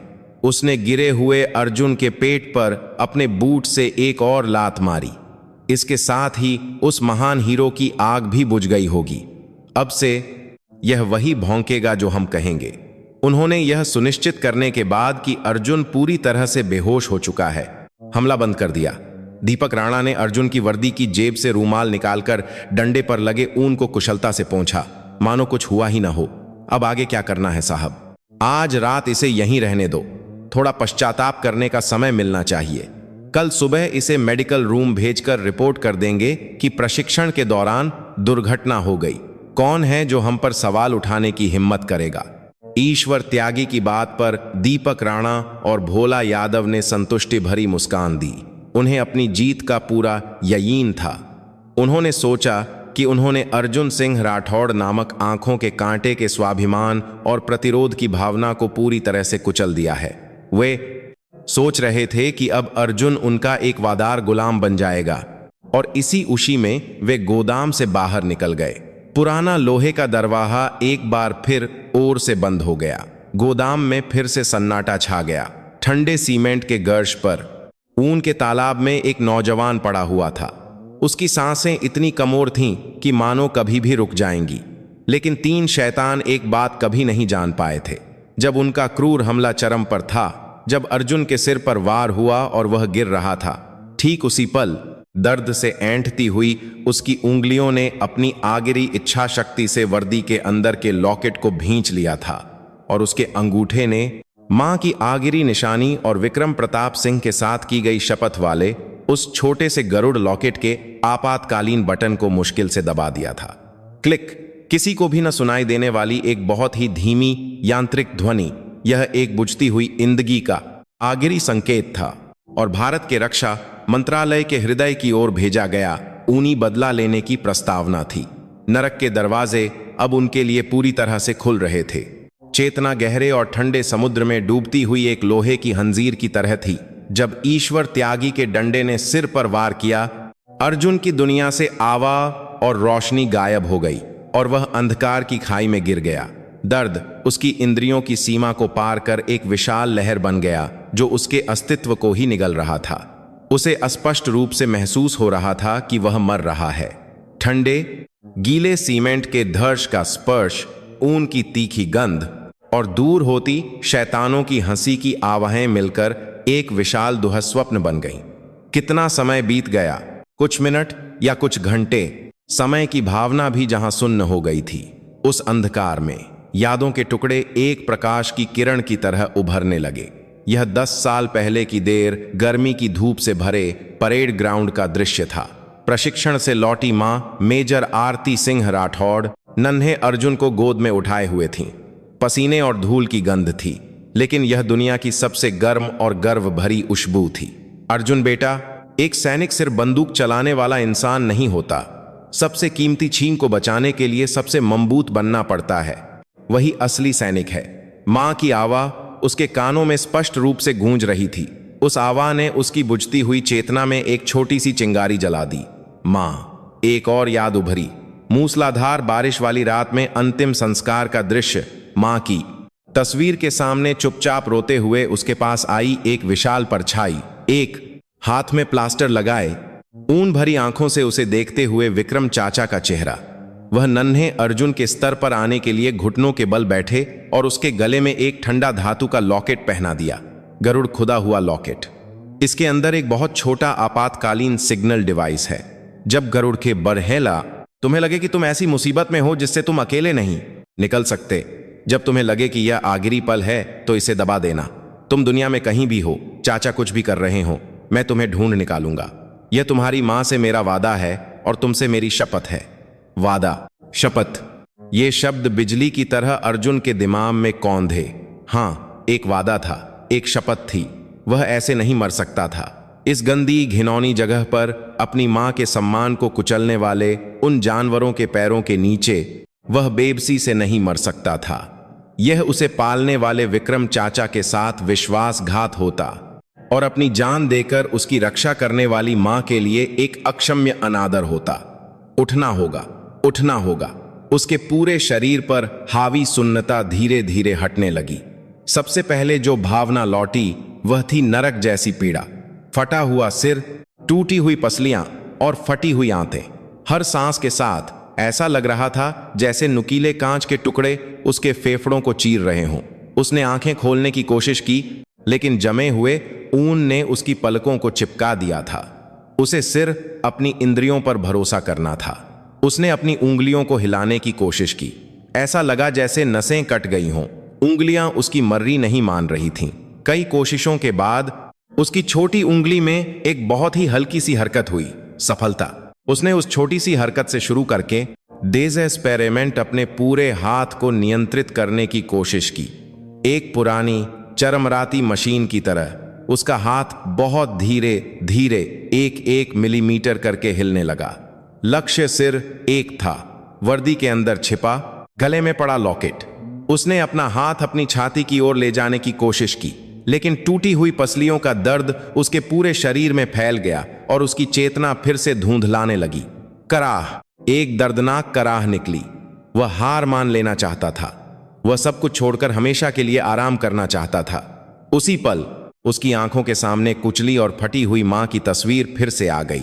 ईश्वर त्यागी के बूटों के नीचे बेरहमी से रौंदी जाती मां की मुस्कान। तेरी माँ बस एक बेवकूफ औरत थी। उस शैतान की आवा नहीं। गुस्से ने दर्द को निगल लिया। नफरत ने मौत के प्रलोभन को दूर धकेल दिया। उसने एक बार फिर पूरी ताकत से अपना हाथ हिलाया। ऐसा लगा जैसे हड्डियां खिसक रही हों, लेकिन उसे कोई परवाह नहीं थी। आखिरकार उसकी उंगलियों के सिरे पर ठंडे धातु का स्पर्श महसूस हुआ। लॉकेट। उसने लगभग अनजाने में लॉकेट को भींच लिया। अब आखिरी बाधा बची थी, चावल के दाने जितने छोटे आपातकालीन बटन को दबाना। लेकिन उसकी उंगलियां ऊन और पसीने से फिसल रही थीं और दर्द के कारण अनियंत्रित रूप से कांप रही थीं। कई बार वे बटन के ऊपर से फिसल गईं, लेकिन ठीक से दबी नहीं। समय बीत रहा था और उसकी चेतना फिर से धुंधला रही थी। Plea plea. उसने आखिरी बार एक गहरी सांस ली और फिर उसने अपनी बची खूची सारी जिंदगी, मां के लिए प्यार, शैतानों के लिए नफरत और विक्रम चाचा के साथ की गई शपथ, सब कुछ अपने अंगूठे के सिरे पर केंद्रित कर दिया। अब वह कांप नहीं रहा था। उसकी उंगली एक स्टील जैसी इच्छा शक्ति से स्थिर हो गई और उसने ठीक आपातकालीन बटन के केंद्र को ढूंढ लिया और दबा दिया। क्लिक। गोदाम के सन्नाटे में यह आवा इतनी धीमी थी कि किसी के कान में नहीं पड़ी, लेकिन यह ऐसा था जैसे दुनिया को हिला देने वाले एक विशाल विस्फोट के डेटोनेटर को छू दिया गया हो। सिग्नल भेज दिया गया था। एक बुझते हुए गरुड़ के आखिरी पंख फड़फड़ाने ने भारत के सबसे शक्तिशाली सत्ता के हृदय की ओर ऊनी आंसू जैसी डेज़ेस्पेरे एक बचाव की पुकार भेजी थी। काम पूरा करने के बाद अर्जुन के शरीर से आयरी तात भी निकल गई। वह फिर से गहरे अंधकार में डूब गया, लेकिन इस बार का अंधकार पहले जैसा नहीं था। यह निराशाजनक मौत की परछाई नहीं थी। यह सब कुछ झोंक देने वाले का आराम था और जल्द ही आने वाले बचाव पर एक धुंधला लेकिन पक्का विश्वास था। ठंडे गोदाम के घर्ष पर पड़े उसके होठों पर एक बहुत ही हल्की मुस्कान थी। नरक के दरवाजे उन्होंने खोले थे, लेकिन उस दरवाजे को बंद करके न्याय के तूफान को बुलाने वाला वही था जिसे वे सबसे ज्यादा तुच्छ समझते थे, हीरो का बेटा। तूफान ने चलना शुरू कर दिया था। भारत का रक्षा मंत्रालय, नई दिल्ली। रक्षा मंत्री का कार्यालय विशाल तिरंगे और सेना के झंडों के बीच हवा में तनाव भरा हुआ था। रक्षा मंत्री Vikram Pratap Singh, chief of defence staff और तीनों सेनाओं के प्रमुखों के साथ एक गोपनीय सुरक्षा रणनीति बैठक की अध्यक्षता कर रहे थे। उपमहाद्वीप के आस पास तेजी से बदलते अंतर्राष्ट्रीय हालात के मद्देनजर सेना की तैयारी की समीक्षा करने के लिए यह एक महत्वपूर्ण बैठक थी। 4 सितारा जनरल उनके हर एक शब्द पर सांस रोके हुए थे। विक्रम प्रताप सिंह, जो युद्ध के मैदान में पले बढ़े एक सैनिक थे, मंत्री बनने के बाद भी एक तेथरारील्ड कमांडर का तेवर रखते थे। उनका करिश्मा पूरी सेना को नियंत्रित करने के लिए काजी था। इसलिए हमें पश्चिमी सीमा पर रक्षा पंक्ति को फिर से मजबूत करना होगा और विशेष बलों की तत्काल प्रतिक्रिया क्षमता को उच्चतम स्तर पर लाना होगा। अब और काघी कार्रवाई बर्दाश्त नहीं की जाएगी। सभी योजनाएं वास्तविक युद्ध की स्थिति को मानकर बनाई जानी चाहिए और सेना को अभी लड़ने के लिए तैयार रहना चाहिए। जैसे ही वह अगले मुद्दे पर बात करने वाले थे, मंत्री के कार्यालय का भारी दरवाजा बिना दस्तक के ओर से खुल गया। सेना प्रमुखों की बैठक के दौरान ऐसा असभ्य व्यवहार करने की हिम्मत रक्षा मंत्रालय में किसी में नहीं थी। सभी जनरलों की आंखें फटी की फटी रह गईं। दरवाजा खोलने वाला विक्रम प्रताप सिंह का सबसे करीबी सहयोगी, उनका निजी सचिव शर्मा था। वह एक सैनिक की तरह नहीं, बल्कि बिल्कुल पीला पड़ गया था और पसीने से लथपथ था। उसके हाथ में एक उच्च सुरक्षा वाला टैबलेट पीसी था, जो सिर्फ रक्षा मंत्री को दिया जाता है। मंत्री जी, मां कीजिएगा, लेकिन एक आपातकालीन स्थिति उत्पन्न हो गई है जिसे आपको तुरंत देखना होगा। शर्मा की आवाज डर से कांप रही थी।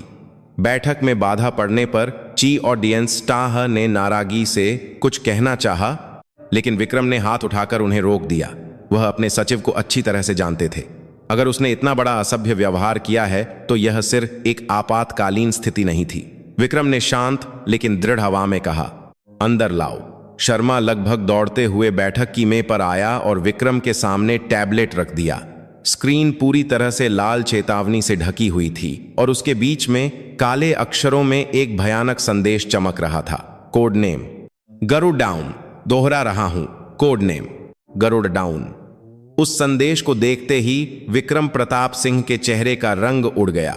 बैठक में भरा हुआ उनका ठंडा करिश्मा गायब हो गया और उनके चेहरे पर ऐसा भाव आया मानो किसी ने उनके दिल पर चाकू से वार कर दिया हो। उनकी आंखों की पुतलियां तेजी से हिलने लगीं। गरुड़, यह कोड नेम उन्होंने 10 साल पहले अपनी मोहबोली बहन आरती सिंह के बेटे अर्जुन सिंह राठौड़ को गुद दिया था, और यह एक ऐसा गुप्त संकेत था जिसे दुनिया में सिर्फ 2 लोग जानते थे, और डाउन शब्द का सिर्फ एक ही मतलब था। अर्जुन जीवन और मृत्यु के बीच झूल रहा है। किसी ने उनके बेटे जैसे अस्तित्व की जान लेने की कोशिश की है। यह एक भयानक सच्चाई थी। बैठक कक्ष में सभी जनरल सांस रोके हुए थे। वे रक्षा मंत्री का ऐसा रूप पहली बार देख रहे थे। कुछ पल पहले तक जो एक बाधार शांत रणनीतिकार थे, वह अब एक ऐसे ज्वालामुखी की तरह लग रहे थे जो कभी भी फट सकता है, और भयानक क्रोध उगल रहा था। टैबलेट स्क्रीन पर सिग्नल भेजे जाने का स्थान लाल बिंदु के रूप में चिह्नित था। 7वीं गरुड़ राइफल्स, जम्मू और कश्मीर। विक्रम अपनी कुर्सी से उछल पड़े। उनके भारी शरीर के हिलने से पूरा बैठक कक्ष गूंज उठा। उन्होंने मेला पर मुक्का मारा। विशाल लकड़ी की मेज चीते हुए टूट गई। चाय के कप हवा में उछले और जमीन पर गिरकर चकनाचूर हो गए। उन्होंने मेलास लकड़ी की, उन्होंने मेला खारे लाए तो मैं ला के भारी सान पुरका में लाख सबसे सुरक्षित हॉटलाइन उठाई, जो सिर्फ चीफ ऑफ डिफेंस स्टाफ और विशेष बल के कमांडर ही प्राप्त कर सकते थे। उनके मुंह से जो आवाज निकली वह अब इंसान की नहीं थी। यह एक घायल शेर की दहाड़ थी और नरक की गहराइयों से गूंजती बदला लेने की तुरही थी। चीफ ऑफ डिफेंस स्टाफ और विशेष बल के कमांडर, मेरे आदेश सुनो। उनके दूसरी तरफ और उनके सामने बैठे चीफ ऑफ डिफेंस स्टाफ ने एक साथ कहा, जी मंत्री जी। विक्रम की आवाज स्टील की तरह ठंडी और दृढ़ थी। अभी तुरंत प्रोटोकॉल न्याय का तूफान सक्रिय करो। यह शब्द सुनते ही बैठक में मौजूद सभी जनरलों के चेहरे सफेद पड़ गए। प्रोटोकॉल न्याय का तूफान, यह एक ऐसी आपातकालीन योजना थी जिसे सिर युद्ध की स्थिति में या देश के प्रमुख के स्तर के व्यक्ति के अपहरण या हत्या के तरह की स्थिति में ही सक्रिय किया जाता था। यह भारत की सेना की सबसे चरम और विनाशकारी योजनाओं में से एक थी। यह राष्ट्रपति की अनुमति के बिना रक्षा मंत्री के सीधे अधिकार से लागू की जा सकने वाली एक तरह की मार्शल लॉ थी, एक आगिरी कार्ड। वे सोच भी नहीं सकते थे कि आगिर हो क्या रहा है। विक्रम के आदेश जारी रहे। उनकी आवाज में 1% भी हिचकिचाहट नहीं थी। विशेष बल के कमांडर, वर्तमान में उपलब्ध सभी पैरा एएसएफ कमांडो को तुरंत हेलीकॉप्टर में बिठाकर मेरे भेजे गए निर्देशांक पर भेजो। पहुंचने का समय अभी से 30 मिनट, 1 सेकंड की भी देरी नहीं होनी चाहिए। जी मंत्री जी। चीफ ऑफ डिफेंस स्टाफ, सैन्य पुलिस की विशेष इकाई को तुरंत भेजकर उस यूनिट के 5 किलोमीटर के दायरे को पूरी तरह से सील कर दो। एक चींटी भी बाहर न जा पाए। इस समय से उस क्षेत्र को शत्रु नियंत्रित क्षेत्र घोषित किया जाता है। मंत्री जी, लेकिन वह तो हमारी अपनी यूनिट का क्षेत्र है। मेरे आदेश पर सवाल मत उठाओ, विक्रम चिल्लाए। अभी से जो भी मेरे आदेश का उल्लंघन करेगा या सवाल उठाएगा, उसे दुश्मन का सहयोगी मानकर मौके पर ही सहा देने की अनुमति दी जाती है। बैठक में बर की तरह ठंडक छा गई। विक्रम ने आगिर में सबसे क्रूर आदेश दिया। उनकी आंखें ऊनी आंसू बहाती हुई लग रही थीं। पैरा एसएफ के पहुंचने पर अगर वहां किसी भी तरह का प्रतिरोध होता है तो रिपोर्टिंग या गिरफ्तारी की प्रक्रिया को पूरी तरह से छोड़ दिया जाए। प्रतिरोध करने वाले, चाहे वे कोई भी हों, किसी भी रैंक के हों, उन्हें मौके पर ही गोली मार देना। प्रतिरोध करने वालों को गिरफ्तार करने की जरूरत नहीं, मौके पर ही गोली मार देना। वोन कट गया। विक्रम हांफते हुए खिड़की से बाहर दिल्ली के आसमान को घूरने लगे। उनकी आंखों में पहले से ही 7वीं गरुड़ राइफल्स का नारा घूम रहा था। 10 साल पहले ऊनी आंसुओं के साथ ली गई शपथ उनके कानों में गूंज रही थी। आरती, मैं तुम्हारे बेटे की रक्षा करूंगा। जो भी मेरे बेटे को छुएगा, चाहे वह कोई भी हो, मैं उसे उद नरक में घसीट कर ले जाऊंगा। उन्होंने पास खड़े शर्मा को आदेश दिया, मेरी वर्दी और निजी हेलीकॉप्टर तैयार करो और सबसे तेज हेलीकॉप्टर को तुरंत इमारत की छत पर तैयार रखो। मंत्री जी, क्या आप उद जाएंगे? यह तरनाक है। तरनाक? विक्रम ने अपने सचिव की ओर देखा। उसकी नैरों को देखकर शर्मा अनजाने में पीछे हट गया। अब मैं उन हरामजादों को बताने जा रहा हूं कि असली तरह क्या होता है। भारत के रक्षा मंत्रालय की इमारत की छत पर एक काले रंग के वीआईपी परिवहन हेलीकॉप्टर के रोटर और शोर से घूमने लगे। यह सिर्फ एक परिवहन का उड़ान भरना नहीं था, यह देश की सबसे बभी तात को एक हाथ में रखने वाले एक आदमी का असहनीय गुस्सा था, जो भगवान के क्षेत्र को छूने वाले मूर्खों को सा देने के लिए नरक का तूफान बनकर चल पड़ा था। 7वीं गरुड़ राइफल्स की रात हमेशा की तरह गहरी और शांत थी। अर्जुन सिंह राठौड़ को दिमागी प्रशिक्षण सफलतापूर्वक देने के बाद कैप्टन ईश्वर त्यागी, हवलदार दीपक राणा और हवलदार भोला यादव अपने दफ्तर में इकट्ठा होकर जश्न मना रहे थे। वे अपनी शानदार जीत के नशे में चूर थे। दिल को सुकून मिल गया। ईश्वर त्यागी ने बियर एक ही सांस में तम करते हुए कहा, वह घमंडी लड़का कल सुबह तक रोकर मेरे जूते चाटेगा। भोला यादव ने अपनी मुट्ठियां मलते हुए हंसकर कहा, मार तो ऊब सही उसने साहब, लेकिन आयरकार क्या कर सकता था, कैप्टन साहब के एक डंडे के वार से ही ढेर हो गया। दीपक राणा ने एक ठंडी मुस्कान के साथ नाश्ता उठाया। अब असली खेल शुरू होगा। शारीरिक रूप से तो उसे झुका दिया, अब कल से उसके दिमाग को प्रशिक्षित करना है, उसे पूरी तरह से हमारा कुत्ता बनाना है। हीरो का बेटा नहीं, बल्कि गद्दार का बेटा। जैसे ही वे अपने गिलास टकराकर अपनी घिनौनी सफलता का जश्न मना रहे थे, ठीक उसी पल धड़ धड़ धड़ धड़ धड़ एक भयानक गड़गड़ाहट ने रात की शांति को भंग कर दिया। यह आवाज किसी भूकंप की तरह लग रही थी, जैसे आसमान फट रहा हो। तीनों चौंक कर अपनी जगह से उछल पड़े। ये क्या है? भूकंप आया है क्या? ईश्वर त्यागी ने खिड़की से बाहर देखा और फिर उसे अपनी आंखों पर विश्वास नहीं हुआ। यूनिट का शांत रात का आसमान विशाल स्टील के पक्षियों के झुंड से पूरी तरह से ढक गया था। भारतीय सेना के मुख्य हमलावर हेलीकॉप्टर अपाचे A-64 का एक बेड़ा अपनी सर्चलाइटों को तेजी से चमकाते हुए यूनिट के ऊपर चक्कर लगा रहा था। उनके पीछे सैनिकों को ले जाने के लिए ध्रुव और रुद्र हेलीकॉप्टर लगातार आ रहे थे। पूरी यूनिट विशाल प्रोपेलर के शोर और तेज हवा में घिर गई थी। यह कोई प्रशिक्षण नहीं था, यह स्पष्ट रूप से एक वास्तविक युद्ध की स्थिति थी। ऐसा लग रहा था मानो वे दुश्मन के इलाके के बीच में आ गए हों। यह सब क्या हो रहा है? क्या यह कोई औचक हमला है? लेकिन उसका सवाल जल्द ही हल हो गया। ध्रुव हेलीकॉप्टरों के दरवाजे खुले और काली परछाइयां मोटी रस्सियों के सहारे परेड ग्राउंड और यूनिट की मुख्य इमारतों की छतों पर तेजी से उतरने लगी। काले रंग की विशेष वर्दी, अत्याधुनिक night vision goggles, bullet proof helmet और साइलेंसर लगी हुई सब मशीन गन। वे थे भारत की सबसे एलीट विशेष बल, पैरा SF कमांडो, लाल शैतान के नाम से मशहूर, जो आतंकवाद विरोधी अभियानों और VIP सुरक्षा जैसे देश के सबसे गुप्त और खतरनाक मिशनों को अंजाम देते थे। वे जीते जागते हथियार थे। पैरा SF कमांडो ने मीन पर पैर रखते ही बिना किसी चूक के एक मशीन की तरह हरकत करते हुए पल भर में पूरी यूनिट को अपने कब्जे में ले लिया। उन्होंने बैरकों से बाहर निकलते जवानों पर अपनी बंदूकें तान दीं और चिल्लाए, हिले तो गोली मार देंगे, सब वहीं लेट जाओ।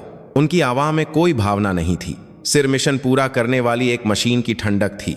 घबराए हुए जवान और ड्यूटी पर मौजूद अधिकारी बिना कुछ समझे डर के मारे ठंडे परेड ग्राउंड पर लेटने के लिए मजबूर हो गए।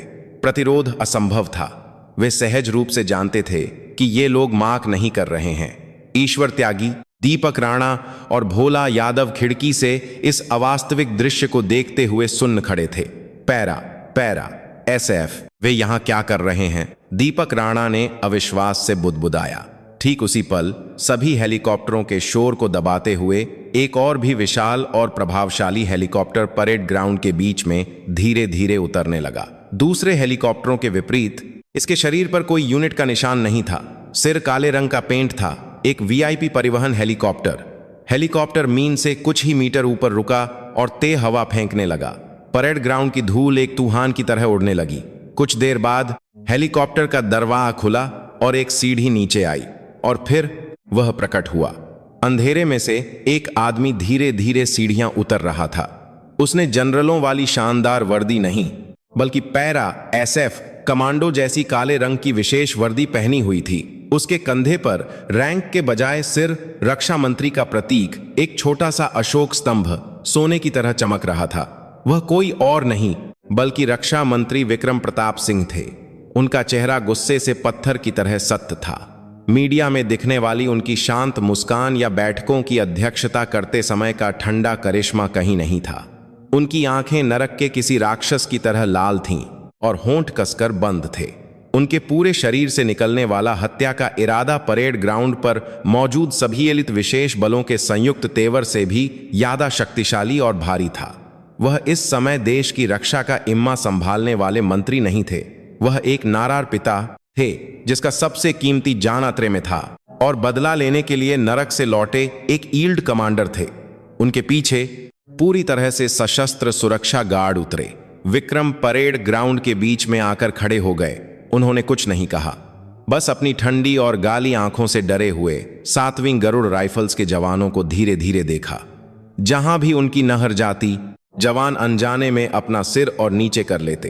किसी में भी उनसे आंख मिलाने की हिम्मत नहीं थी। दफ्तर की खिड़की से यह सब देख रहे ईश्वर त्यागी के पैर कांपने लगे। रक्षा मंत्री विक्रम प्रताप सिंह, मंत्री जी यहां क्या कर रहे हैं? उसका दिमाग आली हो गया। वह इस स्थिति को समझ नहीं पा रहा था। भारत के रक्षा प्रमुख का एक सामान्य पैदल सेना यूनिट में, वह भी एलीट विशेष बलों के साथ आधी रात में आना। लेकिन दीपक राणा अलग था। उसकी धूर्त बुद्धि ने इन सभी पहेलियों के टुकड़ों को पल भर में जोड़ लिया। पैरा, SF, कमांडो, रक्षा मंत्री का गुद आना और आज रात उनके द्वारा बेरहमी से कुचला गया एक सिपाही का चेहरा। अर्जुन सिंह राठौड़, कहीं ऐसा तो नहीं? कहीं अर्जुन, उस हरामजादे का रक्षा मंत्री से कोई संबंध तो नहीं? जैसे ही यह याल उसके दिमाग में आया, दीपक राणा के चेहरे का रंग उड़ गया। उसे एहसास हुआ कि उन्होंने सिर्फ एक हीरो के बेटे को नहीं छुआ था, उन्होंने आसमान को छूने की जरूरत की थी, यह सोचकर कि उनके किए की सा क्या होगी। उसकी रीढ़ में ठंडी मौत की परछाई रेंगने लगी। आखिरकार विक्रम ने मुंह खोला। उनकी आवाज बिना लाउड स्पीकर के भी हेलीकॉप्टर के शोर को चीरती हुई पूरे परेड ग्राउंड में स्पष्ट रूप से गूंजी। इस यूनिट का कमांडिंग ऑफिसर कौन है? रक्षा मंत्री विक्रम प्रताप सिंह की आवाज बर की तरह ठंडी थी, लेकिन उसमें लावा की तरह उबलता हुआ गुस्सा था। यह सिर्फ एक सवाल नहीं था, यह एक अपराधी को ढूंढ निकालने वाले न्यायाधीश का गंभीर फैसला था। परेड ग्राउंड पर लेटे हुए सभी जवानों ने सांस तक नहीं ली। तभी 2 पैरा SF कमांडो की पकड़ में यूनिट के कमांडिंग ऑफिसर एक कर्नल को घसीटते हुए लाया गया। उसका चेहरा काग की तरह सफेद था और उसके पैर कांप रहे थे। उसने रक्षा मंत्री के चेहरे को देखने की हिम्मत किए बिना मीन पर सिर झुका दिया। जय हिंद कमांडिंग ऑफिसर। कर्नल मैं हूं साहब। मंत्री जी, आप इस समय यहां कैसे? विक्रम ने कर्नल की बकवास सुनने की कोई इच्छा न दिखाते हुए हाथ से उसे रोक दिया। उसकी निगाहें पहले से ही कर्नल के पार उस इमारत की ओर थीं जहां कंपनी कमांडर का दफ्तर था। शर्मा, निर्देशांक कहां का संकेत दे रहे हैं? पास खड़े शर्मा ने टैबलेट देखकर तुरंत रिपोर्ट किया। 3रा गोदाम सर। विक्रम ने कर्नल की ओर देखे बिना पैरा SF टीम के लीडर को आदेश दिया। टीम लीडर, आधी टीम के साथ तुरंत 3रे गोदाम में जाओ। जीवित व्यक्ति को सुरक्षित करो और घटनास्थल से सभी सबूत इकट्ठा करो। बाजी मेरे साथ आओ, आदेश का पालन होगा। सर। पैरा SF कमांडो तेजी से हरकत में आ गए। उनके बूटों की आवाज किसी यमदूत के दमों की तरह ईश्वर त्यागी और उसके साथियों के दिल को निचोड़ रही थी। दफ्तर के अंदर ईश्वर त्यागी और भोला यादव पहले ही डर से अपना दिमागी संतुलन खो चुके थे। अब क्या होगा? हम तो मर गए। भोला यादव अपने विशाल शरीर के विपरीत एक बच्चे की तरह कांपते हुए बुदबुदाया। ईश्वर त्यागी ने सच्चाई को नकारने की कोशिश करते हुए सिर हिलाया। नहीं, यह एक सपना है। अर्जुन, वह हरामजादा क्या चीज है? एक सिपाही की क्या औकात कि वह रक्षा मंत्री को हिला दे? लेकिन दीपक राणा का चेहरा ऐसा था मानो उसने सब कुछ स्वीकार कर लिया हो। उसने खिड़की से बाहर विक्रम को देखते हुए धीरे से कहा, लत सोच रहे हैं कैप्टन साहब, हम एक शेर के बच्चे को कुत्ता समझकर उसके गले में पट्टा डालने की कोशिश कर रहे थे। जू। दफ्तर का दरवाजा एक ओरदार धमाके के साथ अंदर की ओर उड़ गया। पैरा SF कमांडो ने दरवाजा तोड़ दिया और पलक झपकते ही दफ्तर में घुस गए। तीनों को प्रतिरोध का कोई मौका नहीं मिला और वे तुरंत आबू में कर लिए गए। मजबूत हाथों ने उनकी बाहें पीठ के पीछे मोड़ दी और ठंडी बंदूक की नली उनके सिर पर रख दी गई। इन्हें बाहर लाओ। गलियारे के अंत से आती विक्रम की धीमी आवाज पर तीनों को जानवरों की तरह परेड ग्राउंड के बीच में घसीट कर लाया गया। उन्हें अपने ही जवानों, आसमान में भरे हेलीकॉप्टरों और जीते जागते हथियारों जैसे पैरा SF कमांडो के सामने घुटनों के बल बिठा दिया गया। कुछ पल पहले तक जो गुद को इस यूनिट का राजा समझ रहे थे, वे अब भारत के सबसे दयनीय और अपमानित अपराधी बन चुके थे। ईश्वर त्यागी ने सिर उठाया। आखिरकार उसकी आंखों के सामने नरक के यमराज की तरह खड़े रक्षा मंत्री विक्रम प्रताप सिंह का चेहरा था। उस पल ईश्वर त्यागी सब कुछ समझ गया। अर्जुन की वह न झुकने वाली आंखें, हीरो का बेटा, टैग के पीछे छिपी एक अकल्पनीय पृष्ठभूमि, सारी पहेलियां जुड़ गईं और उसका दिल बर की तरह जम गया।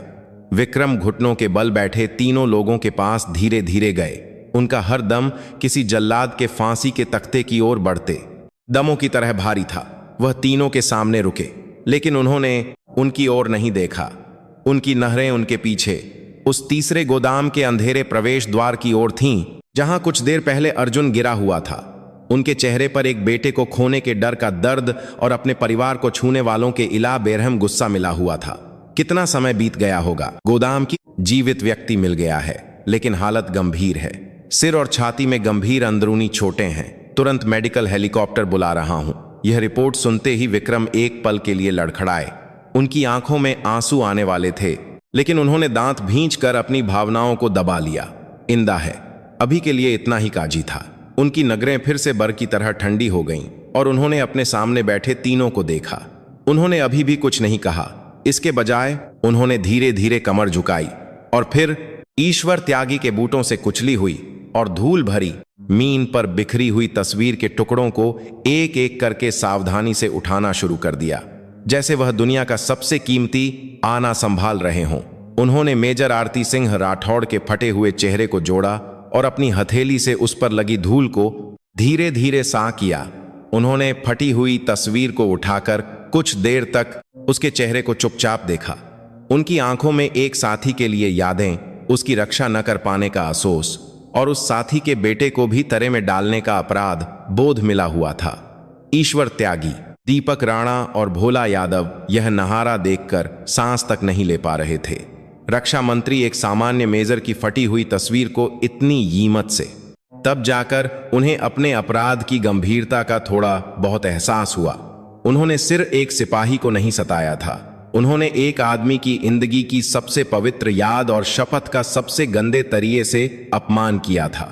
विक्रम ने तस्वीर से नहरें हटाकर उसे अपनी वर्दी की ऊपरी जेब में अपने दिल के सबसे करीब सहेज कर रख लिया। यह सब करने के बाद उन्होंने आखिरकार घुटनों के बल बैठे तीनों को देखा। उनकी आंखों में अब गुस्सा नहीं था, उनमें कोई भावना नहीं थी, सिर्फ एक गाली खाई थी।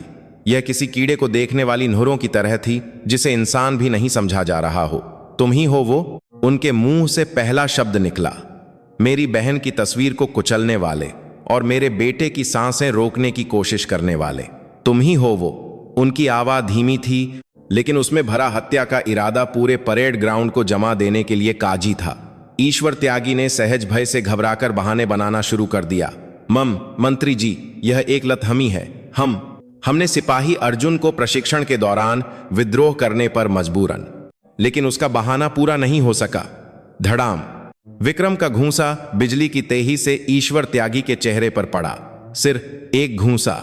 ईश्वर त्यागी चीख भी नहीं सका और दांत टूटने की आवाज के साथ पीछे गिरकर बेहोश हो गया। रक्षा मंत्री ने बिना किसी आधिकारिक प्रक्रिया के उद एक अपराधी को मारा था, लेकिन वहां मौजूद कोई भी, यहां तक कि सैन्य पुलिस भी, उन्हें रोकने की हिम्मत नहीं कर सका। नहीं, उन्होंने रोकने के बारे में सोचा भी नहीं।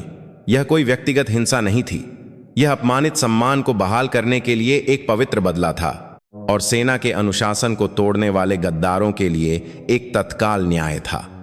विक्रम ने बेहोश ईश्वर त्यागी को एक कीड़े की तरह देखते हुए पास बैठे दीपक राणा और भोला यादव से कहा, तुम्हें तो मैं सहाय देने का मौका भी नहीं दूंगा। रक्षा मंत्री विक्रम प्रताप सिंह की आवाज एक मौत की सजा की तरह परेड ग्राउंड में गूंज उठी। अपने एक ही घूंसे से कंपनी कमांडर ईश्वर त्यागी को खून उगलते हुए गिरते देखने के बाद हवलदार दीपक राणा और हवलदार भोला यादव के होश उड़ चुके थे। उनकी आंखों में आंसू और नाक का पानी मिला हुआ था और सिर जानवरों जैसा डर बचा था। कुछ पल पहले तक अपने किए गए कुकर्मों को सही ठहराने और बचने का रास्ता सोचने वाला उनका चालाक दिमाग पूरी तरह से बंद हो गया था। भोला यादव अपने विशाल शरीर के बावजूद एक छोटे बच्चे की तरह फूट फूट कर रोने लगा। उसने मीन पर सिर पटकते हुए भीख मांगी। गलती हो गई मंत्री जी, मैंने मरने लायक गुनाह किया है, बस जान बख्श दीजिए साहब, आप जो कहेंगे मैं सब कुछ करूंगा। दीपक राणा भी अपना दिमागी संतुलन खोकर गिग्गिहाने लगा। उसकी सांप जैसी चालाकी कहीं नहीं थी। मंत्री जी, मुझे सच में नहीं पता था। अगर मुझे पता होता कि सिपाही अर्जुन का आपसे ऐसा कोई रिश्ता है तो मैं कभी ऐसा नहीं करता। कृपया एक बार मां कर दीजिए। यह सब कैप्टन ईश्वर त्यागी ने करवाया है। उनकी कायरतापूर्ण गिग्गिहाट ने विक्रम के तिरस्कार को और भी भड़का दिया। वह अब उन्हें इंसान नहीं समझ रहे थे। वे सेना की वर्दी पहनने के लायक नहीं थे और न ही माई मांगने के लायक थे। वे सेना के सम्मान को कलंकित करने वाले कैंसर थे जिन्हें खत्म करना भारूरी था। विक्रम ने उनकी चीख पुकार को नररंदा किया और धीरे धीरे पीछे मुड़कर परेड ग्राउंड पर खबे पैरा एसएफ कमांडो की ओर मुंह किया। उनकी पीठ के पीछे दो अपराधियों की दर्दनाक चीखें जारी रहीं, लेकिन उनके चेहरे पर कोई दया नहीं थी। उन्होंने अपनी सेना को देखा, अपने सबसे भरोसेमंद और एलीट सैनिकों को देखा। उन्होंने अपना दाहिना हाथ उठाया और अभी भी मीन पर सिर पटक रहे दीपक राणा और भोला यादव और बेहोश पे ईश्वर त्यागी की ओर एक एक करके इशारा किया। उनकी उंगली का सिरा किसी भाले की नोक की तरह थे और दृढ़ था। परेड ग्राउंड पर मौजूद सभी लोग सांस रोके हुए उनके अगले शब्द का इंतजार कर रहे थे। सभी को उम्मीद थी कि वह कहेंगे, इन्हें गिरफ्तार करो या कानून के अनुसार कहीं कार्रवाई करो। लेकिन उनके मुंह से जो निकला वह भारत के सैन्य कानून और संविधान से भी परे एक परम शक्तिशाली व्यक्ति की निर्दयी इच्छा से भरा एक शब्द का ऐलान था। उन्होंने गिरफ्तार करो या कैद करो नहीं कहा। उन्होंने कहा, मेरी औज से इन्हें मिटा दो, मेरी औज से इन्हें मिटा दो, मिटा दो। यह कोई कानूनी शब्द नहीं था। यह उनके अस्तित्व को ही मिटा देने का एक सर्वशक्तिमान ईश्वर का आदेश। इसका मतलब सिर गिरतारी या सजा नहीं था। इसका मतलब था एक सैनिक के रूप में उनकी पहचान, उनके रिकॉर्ड, उनका सम्मान और उनका आने वाला जीवन, सब कुछ भारतीय सेना के इतिहास से हमेशा के लिए मिटा देना। यह शारीरिक मृत्यु से भी ज्यादा क्रूर और पूर्ण सामाजिक मौत की सजा थी। वह आदेश मिलते ही परेड ग्राउंड पर छाया सन्नाटा टूट गया, जैसे कि वे इसी का इंतजार कर रहे हों। पैरा एसएफ कमांडो एक साथ हरकत में आ गए। उनके दुगोकी में एक सेकंड की भी देरी या एक कण भर भी भावना नहीं थी। वे सिर मिटा दो के आदेश का पालन करने वाली सेचीएचत मशीनें थीं। चार कमांडो चीखते, चिल्लाते और छटपटाते दीपक राणा और भोला यादव पर झपटे। बचाओ! ये क्या? उनका प्रतिरोध व्यर्थ था। कमांडो ने कुशलता से उनकी बाहें मोड़ दीं और उनके मुंह बंद कर दिए। हड्डियां टूटने की दर्दनाक आवाजें आईं, लेकिन कमांडो ने कोई परवाह नहीं की। दो अन्य कमांडो ने बेहोश ईश्वर त्यागी को एक मांस के टुकड़े की तरह बेरुखी से उठाया। छोहो, मुझे छोहो। जानते हो मैं कौन हूं? मैं इस यूनिट का कंपनी कमांडर हूं। तुम लोगों को लगता है कि ऐसा करके तुम बच जाओगे। होश में आए ईश्वर त्यागी ने चिल्लाया, लेकिन उसकी चीख के जवाब में एक पैरा एसएफ कमांडो की राइफल का बट उसके मुंह पर पहा। धक की आवाज के साथ ईश्वर त्यागी फिर से बेहोश हो गया। पैरा एसएफ कमांडो तीनों अपराधियों को सामान की तरह घसीटते हुए हेलीकॉप्टर की ओर ले गए। उनके बूटों से घिसटते हुए तीनों लोगों के पीछे परेड ग्राउंड पर 3 लंबी और घिनौनी लकीरें बन गईं। ये कुछ देर पहले तक इस यूनिट पर राज करने वाले उनके अधिकार का अंतिम निशान था। विक्रम ने बिना किसी भाव के यह सब देखा। उनका काम अभी तम नहीं हुआ था। उन्होंने सिर घुमाकर डर से लेटे हुए 7वीं गरुड़ राइफल्स के कमांडिंग ऑफिसर की ओर कहा, कर्नल जी। मंत्री जी। कर्नल लगभग रेंगते हुए विक्रम के सामने आया। इस यूनिट में उन तीनों के अलावा इस मामले में और कौन कौन शामिल है? उनकी चापलूसी करने वाले, भ्रष्टाचार को नरंदा करने वाले, इस पूरे नरक को चलने देने वाले जिम्मेदार लोग, एक भी बचना नहीं चाहिए। अभी मेरे सामने लाओ। कर्नल का चेहरा सेध पत गया। यह सिर कुछ लोगों को बलि का बकरा बनाकर तम होने वाला मामला नहीं था। यह यूनिट को जब से उखाम फेंकने वाले एक विशाल शुद्धिकरण की शुरुआत थी। उसने कुछ देर संकोच किया, अपनी सुरक्षा और अपने साथियों को धोखा देने के बीच वह दुविधा में था। लेकिन विक्रम की हथियारी नहरों से मिलते ही उसकी सारी दुविधाएं दूर हो गईं। उसे इंदा रहना था। सूबेदार मेजर, पहली कंपनी के कमांडर और सप्लाई ऑफिसर, वे लोग अक्सर कैप्टन त्यागी के साथ रहते थे और हर तरह के भ्रष्टाचार को नेरअंदाज करते थे। वह एक पागल आदमी की तरह इंदा रहने के लिए अपने साथियों की ओर उंगली उठाकर इल्जाम लगाने लगा। विक्रम के हर इल्जाम के बाद वह पास खचे सैन्य पुलिस के विशेष दल के कमांडर को संक्षिप्त आदेश देते। उठाओ। नामित किए गए अधिकारी चिल्लाए, कर्नल साहब, आप हमारे साथ ऐसा कैसे कर सकते हैं? लेकिन उनकी चीखें सशस्त्र सैन्य पुलिस द्वारा दबा दी गईं। 1, 2, 3 यूनिट के मुख्य अधिकारी एक एक करके अपराधियों की तरह बाहर निकाले गए। उस रात 7वीं गरुड़ राइफल्स की कमान पूरी तरह से ढह गई। भ्रष्टाचार की जड़ें उम्मीद से कहीं ज्यादा गहरी और फैली हुई थीं। विक्रम ने यह सब ऐसे देखा मानो उन्हें पहले से ही इसका अंदाजा हो और ठंडी नहरों से शुद्धिकरण का निर्देशन किया। वह सिर्फ अर्जुन के व्यक्तिगत बदले के लिए नहीं आए थे। वह यह देखने आए थे कि उनकी मृत साथी आरती सिंह ने जिसकी रक्षा के लिए जान दी थी, उस सेना का सम्मान कैसे सके झुका है, और वह उसकी झें उखाड़ने आए थे। जब सभी संबंधित लोग बाहर निकाल लिए गए, विक्रम ने आखिर में परेड ग्राउंड पर लेटे हुए आम जवानों से कहा, सब सिर उठाओ। जवानों ने हिचकिचाते हुए धीरे धीरे सिर उठाया। उनकी आंखों में अभी भी डर और भ्रम था। मैं जानता हूं तुम में से ज्यादातर लोग इस अन्यायपूर्ण व्यवस्था के शिकार हो। उनकी सत्ता के सामने तुम्हें चुप रहना पा, लेकिन अब सब खत्म हो गया है। यह नरक आज से तम हो जाएगा। उन्होंने कुछ देर रुककर हर एक जवान की आंखों में देखने की कोशिश करते हुए उन्हें देखा। मैं तुमसे सिर्फ एक बात पूछूंगा। इन भ्रष्ट कमांडरों के अधीन तुमने जो भी अन्याय और हिंसा देखी और सही, क्या तुम में उसकी गवाही देने की हिम्मत है? सच्चाई को सामने लाकर अपना सम्मान वापस पाने और यह सुनिश्चित करने की हिम्मत कि ऐसा दुस्वप्न फिर कभी न हो, क्या तुम में है? उनकी बात पर जवानों के बीच हलचल मच गई। तभी एक कोने में बैठा एक लांस नायक खा हो गया। मैं गवाही दूंगा साहब, मैंने जो कुछ भी देखा, जो कुछ भी सहा, मैं सब बताऊंगा। उसकी आवाज के साथ ही जगह जगह से जवान खफे होने लगे। मैं भी करूंगा, मैं भी सच बताऊंगा। चुप्पी की दीवार टूट गई और सच्चाई की बाँ आ गई। विक्रम ने यह देखकर अपने कसकर बंद होठों पर एक बहुत ही हल्की संतुष्टि की मुस्कान दिखाई। शुद्धिकरण तम हो गया था। अब पुनर्निर्माण का समय था। उस रात 7वीं गरुड़ राइफल्स को भारतीय सेना के नक्शे से वस्तुतः मिटा दिया गया। रक्षा मंत्री के सीधे अधीन गठित एक विशेष जांच दल हेलीकॉप्टर से तुरंत यूनिट में पहुंचा और यूनिट में सभी की आवाजाही पर पूरी तरह से रोक लगा दी गई। यूनिट के जवानों को बाहरी दुनिया से संपर्क करने से रोक दिया गया और उन्हें अलग थलग करके पूछताछ शुरू की गई। यह कोई सामान्य जांच नहीं थी। यह एक गहरी जहें जमा चुके कैंसर को निकालने के लिए एक सर्जिकल ऑपरेशन की तरह एक अभूतपूर्व पैमाने पर तेजी से की गई जांच थी। विशेष जांच दल का नेतृत्व रक्षा मंत्रालय में यमदूत के नाम से मशहूर ब्रिगेडियर खांगचोंग ने किया, जो एक कट्टर सिद्धांतवादी थे। उन्हें रक्षा मंत्री विक्रम प्रताप सिंह से सिर्फ एक ही निर्देश मिला था, रैंक की परवाह किए बिना सभी संबंधित लोगों को ढूंढो और उन्हें न्याय के कटघरे में खंगा करो। किसी भी राजनीतिक दबाव या बाहरी हस्तक्षेप को बर्दाश्त नहीं किया जाएगा। जांच एक तूफान की तरह चली। रक्षा मंत्री के सामने हिम्मत दिखाकर गवाही देने वाले जवानों से शुरू होकर अब तक दबी हुई सच्चाइयां एक बांध टूटने की तरह बाहर आने लगीं। विशेष जांच दल ने सभी जवानों के साथ एक एक करके गहन साक्षात्कार किए।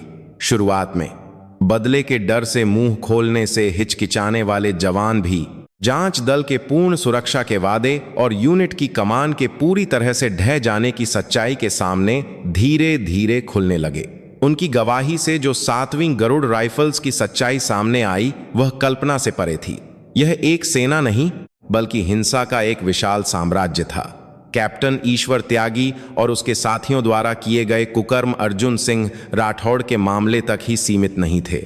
कैप्टन त्यागी जब भी किसी जवान से नाहुश होते तो उसे दिमागी प्रशिक्षण के बहाने गोदाम या किसी सुनसान जगह पर ले जाकर बेरहमी से पीटते थे।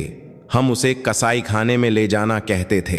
हवलदार दीपक राणा जवानों की तनख्वाह या उनके माता पिता द्वारा भेजे गए पैसे बर्दस्ती वसूलता था। जो पैसे नहीं देता उसे वह प्रशिक्षण के दौरान चालाकी से परेशान करता या छुट्टी रद्द कर देता था।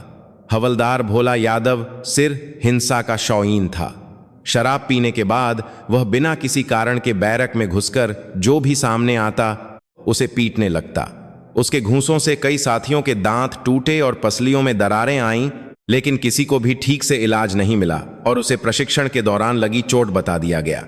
गवाही एक के बाद एक झूठी चली गई। अब तक छुपाई गई दर्जनों मारपीट, क्रूरता, उगाही और पद के दुरुपयोग के मामले सामने आए। जवानों के लॉकरों से उनके दर्द को बयां करने वाली ऊनी डायरियां मिलीं और कुछ जवानों ने हिम्मत करके चुपके से रिकॉर्ड की गई ऑडियो आइलें या मारपीट के निशानों की तस्वीरें सबूत के तौर पर पेश की। जांच ईश्वर त्यागी के व्यक्तिगत अपराधों से आगे भागकर पूरी यूनिट में व्याप्त प्रणालीगत समस्या तक पहुंच गई।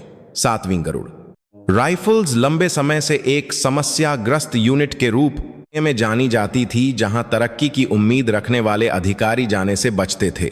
इस वजह से ईश्वर त्यागी जैसे अयोग्य कमांडर, जो योग्यता के बजाय जुगाह या इस्मत से आगे भय थे, यूनिट पर हावी हो गए।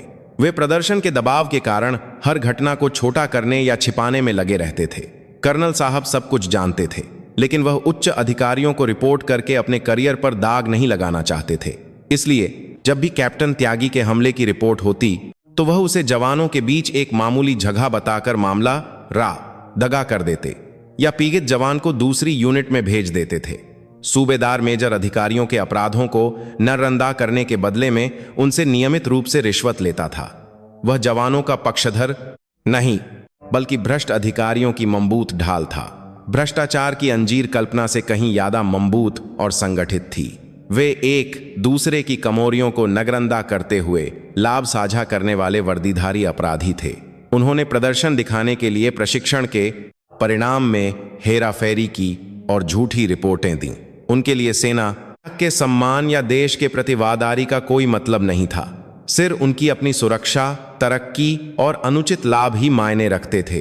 हीरो का बेटा होने की प्रतीकात्मकता के कारण अर्जुन उनके मजबूत भ्रष्टाचार के कार्टेल के लिए एक खतरनाक वायरस की तरह था। इसीलिए उन्होंने उसे इतनी इद्द और क्रूरता से नष्ट करने की कोशिश की थी। इस बीच सेना के अस्पताल के वीआईपी कमरे में विक्रम प्रताप सिंह कई दिनों से बिना सोए अर्जुन के पास बैठे थे। अर्जुन एक आपातकालीन सर्जरी के बाद किसी तरह बच गया था, लेकिन अभी भी बेहोश था। डॉक्टरों ने कहा था कि उन्हें सबसे बुरे के लिए तैयार रहना चाहिए। विक्रम ऑक्सीजन मास्क के सहारे बिना हिले डुले लेटे हुए अर्जुन का हाथ पककर टूटे हुए दिल से बुदबुदाए, उठ जाओ अर्जुन, प्लीज इस चाचा को अकेला छोड़कर मत जाओ। मैं तुम्हारी मां को क्या मुंह दिखाऊंगा। उनके पास उनका सचिव शर्मा रोआना विशेष जांच दल की रिपोर्ट लाता था। विक्रम रिपोर्ट में लिखे 7वीं गरुड़ राइफल्स के भयानक सच को पककर अपनी मुट्ठियां भींच लेते। उनका गुस्सा कम होने के बजाय दिन ब दिन बता जा रहा था, यह सेना नहीं है, यह पातवे क्लाता अपराधियों का अड्डा है। उन्होंने तुरंत सैन्य अभियोजकों की एक विशेष जांच टीम बनाने का आदेश दिया। उन्होंने निर्देश दिया कि विशेष जांच दल के निष्कर्षों के आधार पर सभी संबंधित लोगों को गिरफ्तार करके पूछताछ की जाए और उन्हें सैन्य कानून के तहत अधिकतम सजा दी जाए। उनके आदेश में कोई दया नहीं थी। रक्षा मंत्रालय की जांच एजेंसी के एक बंद पूछताछ कक्ष में ईश्वर त्यागी, दीपक राणा और भोला यादव को अलग अलग कोठरियों में रखकर लगातार गहन पूछताछ की जा रही थी। शुरुआत में वे आरोपों से इनकार करते रहे, लेकिन जब उनके सभी सहारे टूट गए और उनके साथी एक दूसरे पर इल्हाम लगाने लगे तो उनका प्रतिरोध ज्यादा देर नहीं चला। आस्कर दीपक राणा इंदा रहने के लिए अपने जाने हुए सभी आंतरिक भ्रष्टाचार के राह उगलने लगा। उसने न सिर्फ ईश्वर त्यागी के अतिरिक्त हमलों के बारे में बताया, बल्कि कर्नल और सूबेदार मेजर के रिश्वत लेने के ठोस सबूत भी पेश किए ताकि उसकी सजा कम हो सके। भोला यादव की अपनी अज्ञानता ही उसके लिए बहर बन गई और वह जांचकर्ताओं के चालाक सवालों में फांसकर अपने पिछले अपराध भी कबूल कर बैठा। सबसे आखिर तक जो टिका रहा वह था ईश्वर त्यागी। उसने अपने अपराधों पर पछतावा करने के बजाय सब कुछ अर्जुन की वजह से हुआ बताकर उस पर दोष मढ़ दिया। अगर वह अर्जुन हरामजादा शुरू से ही घमंड नहीं दिखाता तो ऐसा कुछ नहीं होता। हीरो का बेटा होने का उसका घमंड मुझे बर्दाश्त नहीं हुआ। इसलिए मैंने सिर्फ उसे थोड़ा सब सिखाने की कोशिश की थी। लेकिन उसकी बकवास दर्जनों पीड़ित जवानों द्वारा पेश किए गए सबूतों और एकमत गवाही के सामने टिक नहीं सकी, बल्कि उसके बेशर्म रवैये ने जांचकर्ताओं और सैन्य अभियोजकों के गुस्से को और भड़का दिया। जांच 7वीं गरुड़ राइफल्स से आगे भगकर उनकी निगरानी करने वाली उच्च इकाइयों, डिवीजन और कोर मुख्यालय तक पहुंच गई। जब 7वीं गरुड़ राइफल्स की समस्या इतनी गंभीर हो गई तो उच्च अधिकारी क्या कर रहे थे? विक्रम की तलवार अब और ऊंचे पदों की ओर थी। वह इस मौहे का आयदा उठाकर पूरी सेना में फैले सब ठीक है वाले लापरवाह रवैये और घटनाओं को दबाने और छोटा करने की बीमारी को जब से उखा फेंकना चाहते थे। भारत की सेना एक सैनिक अर्जुन सिंह राठौड़ के ऊन और आंसुओं पर इतिहास के सबसे दर्दनाक और गहन आत्मचिंतन के दौर का सामना कर रही थी। घटना के 1 महीने बाद भारतीय सैन्य अदालत ने इतिहास के सबसे चर्चित मुद्दों में से एक की सुनवाई की। अभियुक्तों के कटघरे में ईश्वर त्यागी, दीपक राणा, भोला यादव सहित 7वीं गरुड़ राइफल्स के कर्नल, सूबेदार मेजर और भ्रष्टाचार में शामिल सभी पूर्व कमांडर ऐदियों के कपहों में बैठे थे। उनके चेहरों पर कभी अपने अधीनस्थों पर हुक्म चलाने वाला घमंड नहीं था, सिर हार और निराशा की परछाई थी। मुद्दा रक्षा मंत्री के सीधे निर्देशन में बिना किसी संदेह या दया के चलाया गया। सैन्य अभियोजकों ने विशेष जांच दल द्वारा जुटाए गए भारी सबूतों और दर्जनों पीड़ित जवानों की ऊनी गवाही के आधार पर अभियुक्तों के अपराधों को एक एक करके उजागर किया। अदालत के स्क्रीन पर अब तक छुपाई गई मारपीट की सबूत तस्वीरें दिखाई गईं। अभियुक्तों के घूंसों से सूजे हुए जवानों के चेहरे, बूटों से कुचले हुए खम और अमानवीय व्यवहार सहते हुए दर्द में तपते हुए दृश्य। दर्शक दीर्घा में बैठे पीड़ित जवान और उनके परिवार स्क्रीन को देखकर चुपचाप आंसू बहा रहे थे या गुस्से में अपनी मुट्ठियां भींच रहे थे। सैन्य अभियोजक ने अपनी अंतिम दलील में अदालत से ओरदार अपील की। अभियुक्तों ने देश की रक्षा करने वाली पवित्र वर्दी पहनकर राज्य द्वारा दी गई शक्ति का दुरुपयोग करके अपने स्वार्थ पूरे किए और अपने ही असहाय साथियों के इला इंसानियत के सबसे घिनौने अपराध किए। ये सैनिक नहीं बल्कि वर्दी पहने अपराधी हैं। इनके कृत्यों ने न सिर्फ एक सैनिक को चोट पहुंचाई है बल्कि पूरी भारतीय सेना के सम्मान को कलंकित किया है और सेना के प्रति जनता के विश्वास को धोखा दिया है, जो एक अक्षम्य देशद्रोह है। इसलिए हम आपसे अनुरोध करते हैं कि इन्हें सैन्य कानून के तहत सबसे कई सजा दी जाए ताकि इस देश में ऐसा दुःस्वप्न फिर कभी न दोहराया जाए। आखिरकार फैसले का दिन आया। न्यायाधीश ने अपनी कुर्सी पर बैठकर गंभीर चेहरे के साथ फैसला पढ़ना शुरू किया। मुख्य अभियुक्त ईश्वर त्यागी, संतरी पर विशेष हमला, पद का दुरुपयोग, क्रूर व्यवहार, रिश्वतखोरी सहित 1 दर्जन से ज्यादा आरोप सिद्ध होते हैं। अभियुक्त ने एक कमांडर के रूप में अपने अधीनस्थों की रक्षा करने के अपने कर्तव्य को भुला दिया और अपनी विकृत इच्छाओं को पूरा करने के लिए यूनिट को एक निजी हिंसा का साम्राज्य बना दिया। विशेष रूप से एक शहीद सैनिक के सम्मान का अपमान करना और उसके बेटे को अत्यधिक मानसिक और शारीरिक पीड़ा देना। यह अपराध अत्यंत गंभीर है और इसमें सुधार की कोई गुंजाइश नहीं है। इसलिए अभियुक्त ईश्वर त्यागी को 40 साल के सश्रम कारावास की सजा सुनाई जाती है। 40 साल की कैद। यह सजा सुनते ही ईश्वर त्यागी की आंखें आली हो गईं और वह वहीं मीन पर ढह गया। उसका सैन्य करियर तो तम ही हो गया। बाही की पूरी जिंदगी जेल में सोने वाली थी। फैसला जारी रहा। अभियुक्त दीपक राणा, विशेष हमले में सह अपराधी उगाही, पद का दुरुपयोग, जांच में सहयोग करने को ध्यान में रखते हुए लेकिन अपराध की क्रूरता और चालाकी को देखते हुए कि सजा अपरिहार्य है। 25 साल के सश्रम कारावास की सजा सुनाई जाती है। अभियुक्त भोला यादव, आदतन विशेष हमला और क्रूर व्यवहार। अभियुक्त को हिंसा में आनंद आता है और उसका व्यक्तित्व समाज विरोधी है, इसलिए उसे समाज से लंबे समय तक अलग रखना आवश्यक है। 30 साल के सश्रम कारावास की सजा सुनाई जाती है। तीनों मुख्य अपराधियों को कड़ी सजा मिलने पर दर्शक दीर्घा में तालियां बज उठीं। लेकिन न्याय यहीं तम नहीं हुआ। अभियुक्त कर्नल, कमांडिंग ऑफिसर, कमांड की जिम्मेदारी में विफलता, कर्तव्य की उपेक्षा, अपराध को छिपाना, 15 साल की कैद। अभियुक्त सूबेदार मेजर, रिश्वतखोरी, कर्तव्य की उपेक्षा, 12 साल की कैद। उनके अपराधों को नहरंदा करने और उन्हें बढ़ावा देने वाले सभी कमांडरों को भी बिना किसी अपवाद के सहा मिली। उन्हें न सिर्फ सेना से बर्खास्त किया गया, बल्कि उन्हें अपनी जिंदगी का एक बड़ा हिस्सा ठंडी जेल की कोठरियों में बिताना था। इसके अलावा उन्होंने अपने सैन्य जीवन के दौरान अवैध रूप से कमाई गई सारी संपत्ति जब्त कर ली गई और उनकी पेंशन भी रद्द कर दी गई। यह एक पूर्ण सामाजिक और आर्थिक पतन था। मुकदमे के बाद रक्षा मंत्री विक्रम प्रताप सिंह ने एक राष्ट्रीय संबोधन दिया। उन्होंने कैमरे के सामने गहरा सिर झुकाया। रक्षा मंत्री के रूप में मैं सेना के भीतर ऐसी शर्मनाक घटना होने की पूरी जिम्मेदारी लेता हूं और मैं देश की जनता और इस घटना से असहनीय पीड़ा झेलने वाले पीड़ित जवानों और उनके परिवारों से सिर झुकाकर माफी मांगता हूं। आज भारतीय सेना ने अपना सबसे शर्मनाक चेहरा दिखाया है, लेकिन हम इस दर्द से मुंह नहीं मोहेंगे। हम एक दर्दनाक आत्मनिरीक्षण के घिरे इस सबसे हुए हिस्से को पूरी तरह से काटकर फेंक देंगे और मैं देश की जनता के सामने यह शपथ लेता हूं कि हम एक मजबूत और न्यायप्रिय सेना बनाएंगे जहां ऐसा फिर कभी नहीं होगा। उनका वादा खोखला नहीं था। उन्होंने एक रक्षा मंत्रालय के आदेश के जरिए भ्रष्टाचार के अड्डे 7वीं गरुड़ राइफल्स को भंग करने की आधिकारिक घोषणा की। यूनिट के सभी जवानों को मनोवैज्ञानिक उपचार के बाद उनकी पसंद की दूसरी यूनिटों में भेज दिया गया और यूनिट का झंडा इतिहास में समा गया। यूनिट की जगह को पूरी तरह से बंद कर दिया गया। इतना ही नहीं, विक्रम ने इस घटना को एक मौके के रूप में इस्तेमाल करते हुए पूरी सेना की संस्कृति में सुधार के लिए क्लीन सोल्जर परियोजना शुरू की। उन्होंने एक स्वतंत्र सैन्य मानवाधिकार आयोग की स्थापना की, जिसमें बाहरी निगरानीकर्ता शामिल थे और आंतरिक व्हिसलब्लोअर सुरक्षा प्रणाली को मजबूत किया।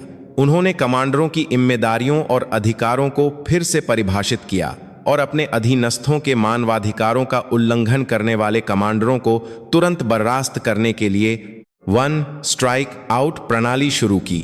7वीं गरुड़ राइफल्स का दुखद अंत। विडंबना यह है कि पूरी भारतीय सेना के लिए एक नई शुरुआत का कारण बना। एक सैनिक के महान प्रतिरोध और एक मृत साथी के साथ की गई शपथ को न भूलने वाले एक आदमी के गुस्से ने आखिरकार एक विशाल संगठन के सच्चे हुए घाव को ठीक कर दिया। न्याय सबसे पूर्ण और गहन संगठन के भार के दौड़ और ओजास आती इसमें शब्द तरिए से स्थापित हुआ। चमत्कार निराशा की सबसे गहरी खाई में खिलने वाले फूल की तरह होता है। जब सबने उम्मीद छो दी थी, अर्जुन चमत्कारिक रूप से होश में आ गया। जब उसने पहली बार आंखें खोलीं, तो उसने कई रातों से जागे हुए विक्रम का थका हुआ चेहरा देखा। विक्रम ने अर्जुन को होश में आते देख अपनी पद की गरिमा भूलकर एक बच्चे की तरह आंसू बहाए। अर्जुन, मेरे बेटे, वापस आने के लिए शुक्रिया। सच में बहुत बहुत शुक्रिया। अर्जुन का ठीक होना एक लंबा और दर्दनाक सर था। शारीरिक हमों से ज्यादा गहरे उसके मानसिक आघात थे। मां के भयानक अपमान और उसे मौत के मुंह तक ले जाने वाली बेरहम हिंसा की यादें हर रात दुःस्वप्न बनकर उसे परेशान करती थीं। एक समय था जब वह सब कुछ छो देना चाहता था। एक सैनिक का रास्ता, मां की विरासत, सब कुछ उसे एक भयानक खम की तरह लगता था। उसके पास जो खा रहा वह विक्रम था। उसने रक्षा मंत्री के रूप में अपने सभी व्यस्त कार्यक्रम छो दिए और रोगाना अस्पताल आकर अर्जुन की मदद की। वह अर्जुन को खाना खिलाता, अनाजी हाथों से उसका शरीर पोंछता और जब उसे नींद नहीं आती तो उसके पास बैठकर चुपचाप किताबें पढ़ता। वह सिर्फ एक संरक्षक नहीं था, वह एक घायल बेटे की देखभाल करने वाला पिता था। एक शाम विक्रम ने खिड़की से बाहर देखते हुए चुपचाप बैठे अर्जुन से धीरे से पूछा, अर्जुन, अब सब खत्म हो गया है। तुम्हें परेशान करने वालों को उनकी सजा मिल गई है और वे तुम्हें फिर कभी कोई नुकसान नहीं पहुंचा सकते। अब तुम यह वर्दी उतारकर एक आम नौजवान की जिंदगी क्यों नहीं जीते? तुम्हारी मां भी यही चाहती होंगी। यह विक्रम की दिली इच्छा थी। वह नहीं चाहते थे कि अर्जुन अब और खतरनाक और मुश्किल सैनिक के रास्ते पर चले। अर्जुन ने धीरे धीरे सिर घुमाकर विक्रम को देखा। उसकी आंखें पहले की तरह साफ और गहरी थीं। लंबे दर्द के दौर से घुरने के बाद उसकी आंखों में और भी ज्यादा मजबूती और परिपक्वता आ गई थी। नहीं चाचा, उसकी आवाज अभी भी कमोर थी, लेकिन उसमें भरा इरादा स्टील जैसा था। मैं हार नहीं मानूंगा। उन कचरा लोगों की वजह से मैं अपने सपने, अपनी मां के सम्मान को नहीं छो सकता, बल्कि मैंने साफ साफ समझ लिया है कि एक सच्चे सैनिक की जरूरत क्यों है। सेना में ईश्वर त्यागी जैसे कैंसर भी हैं, लेकिन चाचा आप जैसे और मेरी माँ जैसे लोग भी हैं जो देश और अपने जवानों की रक्षा के लिए अपना सब कुछ समर्पित कर देते हैं। मैं उनके जैसा बनना चाहता हूँ, सही हुई टहनियों को काटने से आगे बढ़कर। मैं इस सेना रूपी पे को और भी स्वस्थ और मजबूत बनाने के लिए खाद बनना चाहता हूँ। मैं एक अफसर बनूंगा। मैं भारतीय सैन्य अकादमी के लिए आवेदन करूंगा। यह सुनते ही विक्रम कुछ नहीं कह सके। उन्होंने अर्जुन की आंखों में 10 साल पहले मरी हुई अपनी साथी आरती सिंह की न झुकने वाली इच्छा शक्ति देखी। ट्रिब्यूलेशंस ने उसे तो नहीं था, बल्कि उसे और भी मजबूत बना दिया था। विक्रम ने अपनी नम आंखों को महसूस करते हुए चुपचाप अर्जुन के कंधे को पक लिया। ठीक है, अगर तुम्हारी यही इच्छा है तो मैं आखिर तक तुम्हारा समर्थन करूंगा, क्योंकि तुम मेरे बेटे हो और आरती सिंह के बेटे हो। उसके बाद समय तेजी से बीत गया। कुछ साल बाद वसंत की शानदार धूप में भारतीय सैन्य अकादमी देहरादून के परेड ग्राउंड पर एक भव्य पासिंग आउट परेड हो रही थी। कई मेहमानों और परिवारों के सामने 4 साल की कठिन ट्रेनिंग पूरी कर चुके युवा अधिकारी शानदार वर्दी में खजे थे। परेड सावधान, रक्षा मंत्री जी को सलाह देंगे। परेड सलामी शस्त्र। एक ओरदार आदेश के साथ मंच पर खड़े रक्षा मंत्री विक्रम प्रताप सिंह की ओर सभी नए अधिकारियों ने एक अनुशासित सलामी दी। विक्रम ने एक भावुक चेहरे के साथ उनकी सलामी ली। परेड का मुख्य आकर्षण उत्कृष्ट प्रदर्शन करने वालों के लिए पुरस्कार वितरण का समय था। अकादमी के कमांडेंट की आवाज परेड ग्राउंड में गूंजी। स्वॉर्ड ऑफ ऑनर सर्वश्रेष्ठ cadet gentleman cadet Arjun Singh Rathore. यह नाम पुकारे जाते ही विक्रम ने अनजाने में अपनी मुट्ठियां भींच लीं। सभी मेहमानों की नहरें एक जगह पर टिक गईं। नए लेफ्टिनेंटों की सबसे आगे की पंक्ति में खड़ा एक लंबा और शानदार नौजवान, वह अर्जुन था। वह कुछ साल पहले मौत के मुंह से लौटे एक कमोर नौजवान की तरह नहीं था। कठिन प्रशिक्षण और पाई के बाद वह एक मजबूत शरीर और तेज बुद्धि वाले एक C0 अधिकारी के रूप में फिर से पैदा हुआ था। उसके कंधे चौड़े थे और उसकी आंखों में किसी भी चुनौती से न डिगने वाला आत्मविश्वास भरा हुआ था। अर्जुन अनुशासित दमों से मंच पर चाहा। वह राष्ट्रपति की ओर से पुरस्कार देने वाले रक्षा मंत्री विक्रम प्रताप सिंह के सामने खड़ा हुआ। दोनों की नजरें हवा में मिली। उनकी आंखों में हारों भावनाएं थीं, साथ में झेले गए दर्द के पल। एक दूसरे पर विश्वास और प्यार, और आखिरकार हासिल की गई शानदार सफलता के लिए आभार। विक्रम ने स्वॉर्ड ऑफ ऑनर देते हुए आधिकारिक प्रक्रिया के तहत अर्जुन से हाथ मिलाने के लिए हाथ बढ़ाया, लेकिन उन्होंने हाथ मिलाने के बजाय तयशुदा कार्यक्रम को तोड़कर एकदम आगे बढ़ाया और अर्जुन को बाहर क्रम को साधा और अर्जुन को बाहर क्रम को बाहर क्रम। लेकिन उन्होंने हाथ मिलाने, यह एक मंत्री और एक नए अधिकारी का नहीं, बल्कि एक बेटे और पिता का गर्मजोशी भरा आलिंगन था। उन्होंने अर्जुन के कान में धीरे से फुसफुसाया, मुझे तुम पर गर्व है मेरे बेटे। तुम्हारी माँ भी आसमान से देखकर बहुत खुश हो रही होंगी। अर्जुन की आंखों में भी गर्म आंसू आ गए। शुक्रिया पापा। उसने पहली बार चाचा के बजाय पापा कहा। विक्रम ने अर्जुन से अलग होकर उसके कंधे पर चमकते हीरे जैसे रैंक को अपने हाथों से ठीक किया। लेफ्टिनेंट अर्जुन सिंह राठौड़। उसकी मां का रास्ता और अब उसका रास्ता, एक गौरवशाली सैनिक का रास्ता, वहीं से नए सिरे से शुरू हो रहा था। पुरस्कार समारोह के बाद अर्जुन ने मंच से शपथ ली। उसकी आवाज बुलंद और शक्तिशाली थी। मैं अर्जुन सिंह राठौड़ शपथ लेता हूं कि मैं भारत के संविधान के प्रति सच्ची श्रद्धा और निष्ठा रखूंगा, और मैं भारत की संप्रभुता और अखंडता को बनाए रखूंगा, और मैं ईमानदारी और कर्तव्यनिष्ठा के साथ अपने कर्तव्यों का पालन करूंगा। उसकी शपथ सुनते हुए मेहमानों की पहली पंक्ति में बैठे विक्रम प्रताप सिंह चुपचाप अपने आंसू पोंछ रहे थे। ये दुख के आंसू नहीं थे, यह दर्द पर विजय पाकर आखिरकार एक शानदार सुबह का स्वागत करने वाले बेटे पर गर्व और एक मृत साथी के साथ की गई शपथ को निभाने की संतुष्टि के मिले जुले गर्मजोशी भरे आंसू थे। मां द्वारा बोया गया बलिदान का बीज बेटे की मजबूत इच्छा शक्ति के गृह आखिरकार न्याय नामक फूल के रूप में खिल उठा था। नरक जैसा अतीत बीत चुका था। अब उसके सामने देश की रक्षा करने वाले एक गौरवान्वित अधिकारी के रूप में एक उज्जवल भविष्य था। सुबह आयरकार लौट आई थी। हमारी कहानी यहीं समाप्त होती है। एक युवा सैनिक की नरक जैसी परीक्षा और उस परीक्षा पर विजय पाकर आखिरकार हासिल की गई एक शानदार सुबह। हमने इस कहानी से क्या सीखा? यह सिर्फ दुष्टों को हराने वाले एक हीरो की कहानी नहीं है, यह वादों की कहानी है। मौत के पार भी निभाई गई एक साथी की शपथ, एक बेटे के दर्द पर अपना सब कुछ दांव पर लगाकर दौहे आए एक पिता का वादा, और किसी भी निराशा में अपनी मां के सम्मान की रक्षा करने की एक बेटे की अपनी शपथ की कहानी। मेजर आरती सिंह राठौड़ ने अपनी जान देकर अपने जवानों को बचाया। दुनिया ने उन्हें हीरो कहा, लेकिन शायद उनका काम कोई बड़ी हीरोपंती नहीं थी। यह शायद एक सैनिक और एक मां के रूप में उनकी एक गहरी इच्छा थी कि जिस दुनिया में उनका बच्चा जिएगा वह थोई और सुरक्षित और न्यायपूर्ण हो। उन्होंने अपनी जान देकर रक्षा करने का सच्चा अर्थ दिखाया। रक्षा मंत्री विक्रम प्रताप सिंह, वह भारत के सबसे शक्तिशाली व्यक्ति थे, लेकिन वह इसलिए नाराज नहीं हुए कि उनकी सत्ता को चुनौती दी गई थी। वह इसलिए नाराज हुए कि उनके बेटे, उनके जान से प्यारे साथी की एकमात्र निशानी को अमानवीय तरीके से कुचला गया था। उनका तूहानी न्याय एक व्यक्तिगत बदला लग सकता है, लेकिन उसके मूल में सेना के सबसे बुनियादी मूल्यों, भाईचारे और सम्मान को कलंकित करने वालों के इलावा एक बातरे दोज बातें दृढ़ का इरादा था। उन्होंने अपनी शक्ति से दिखाया कि न्याय क्या होता है। और लेफ्टिनेंट अर्जुन सिंह राठौड़, उसने लगभग सब कुछ खो दिया था।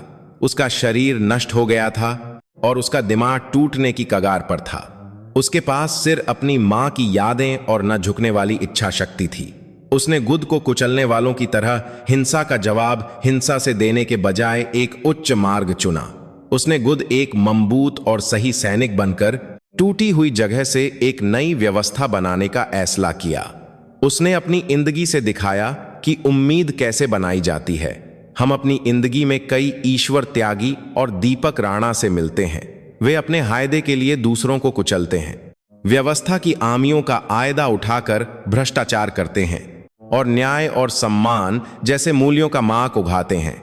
कभी कभी उनकी तात इतनी भारी लगती है कि हम बेबसी महसूस करते हैं और चुप रहना चुनते हैं। हम खुद को यह कहकर तसल्ली देते हैं कि मेरे अकेले के विरोध करने से क्या दुनिया बदल जाएगी। लेकिन यह कहानी हमसे पूछती है, अगर आप अर्जुन होते तो उस निराशाजनक स्थिति में आप क्या करते? अगर आप उसके साथी जवान होते तो क्या आप अन्याय के खिलाफ आवाज उठाने की हिम्मत कर पाते? मौत के पार भी साथियों के वादों ने आखिरकार न्याय दिलाया। तो फिर हम जो जिंदा हैं, हमें एक दूसरे से क्या वादे करने चाहिए? जब हमारा समाज और संगठन समा रहा हो तो हम क्या कर सकते हैं? यह कहानी तम हो गई है, लेकिन हमारी असल जिंदगी की कहानी जारी है। अगर हमने अर्जुन के दर्द पर गुस्सा महसूस किया और विक्रम के न्याय पर खुशी महसूस की, तो इसका मतलब है कि हमारे दिलों में भी न्याय और सम्मान के लिए एक गर्म चिंगारी बची हुई है। क्रूर अन्याय का सामना करते समय उस चिंगारी को बुझने न देकर उसे एक जलती हुई मशाल बनाने की शक्ति, क्या हम में वह शक्ति बची है?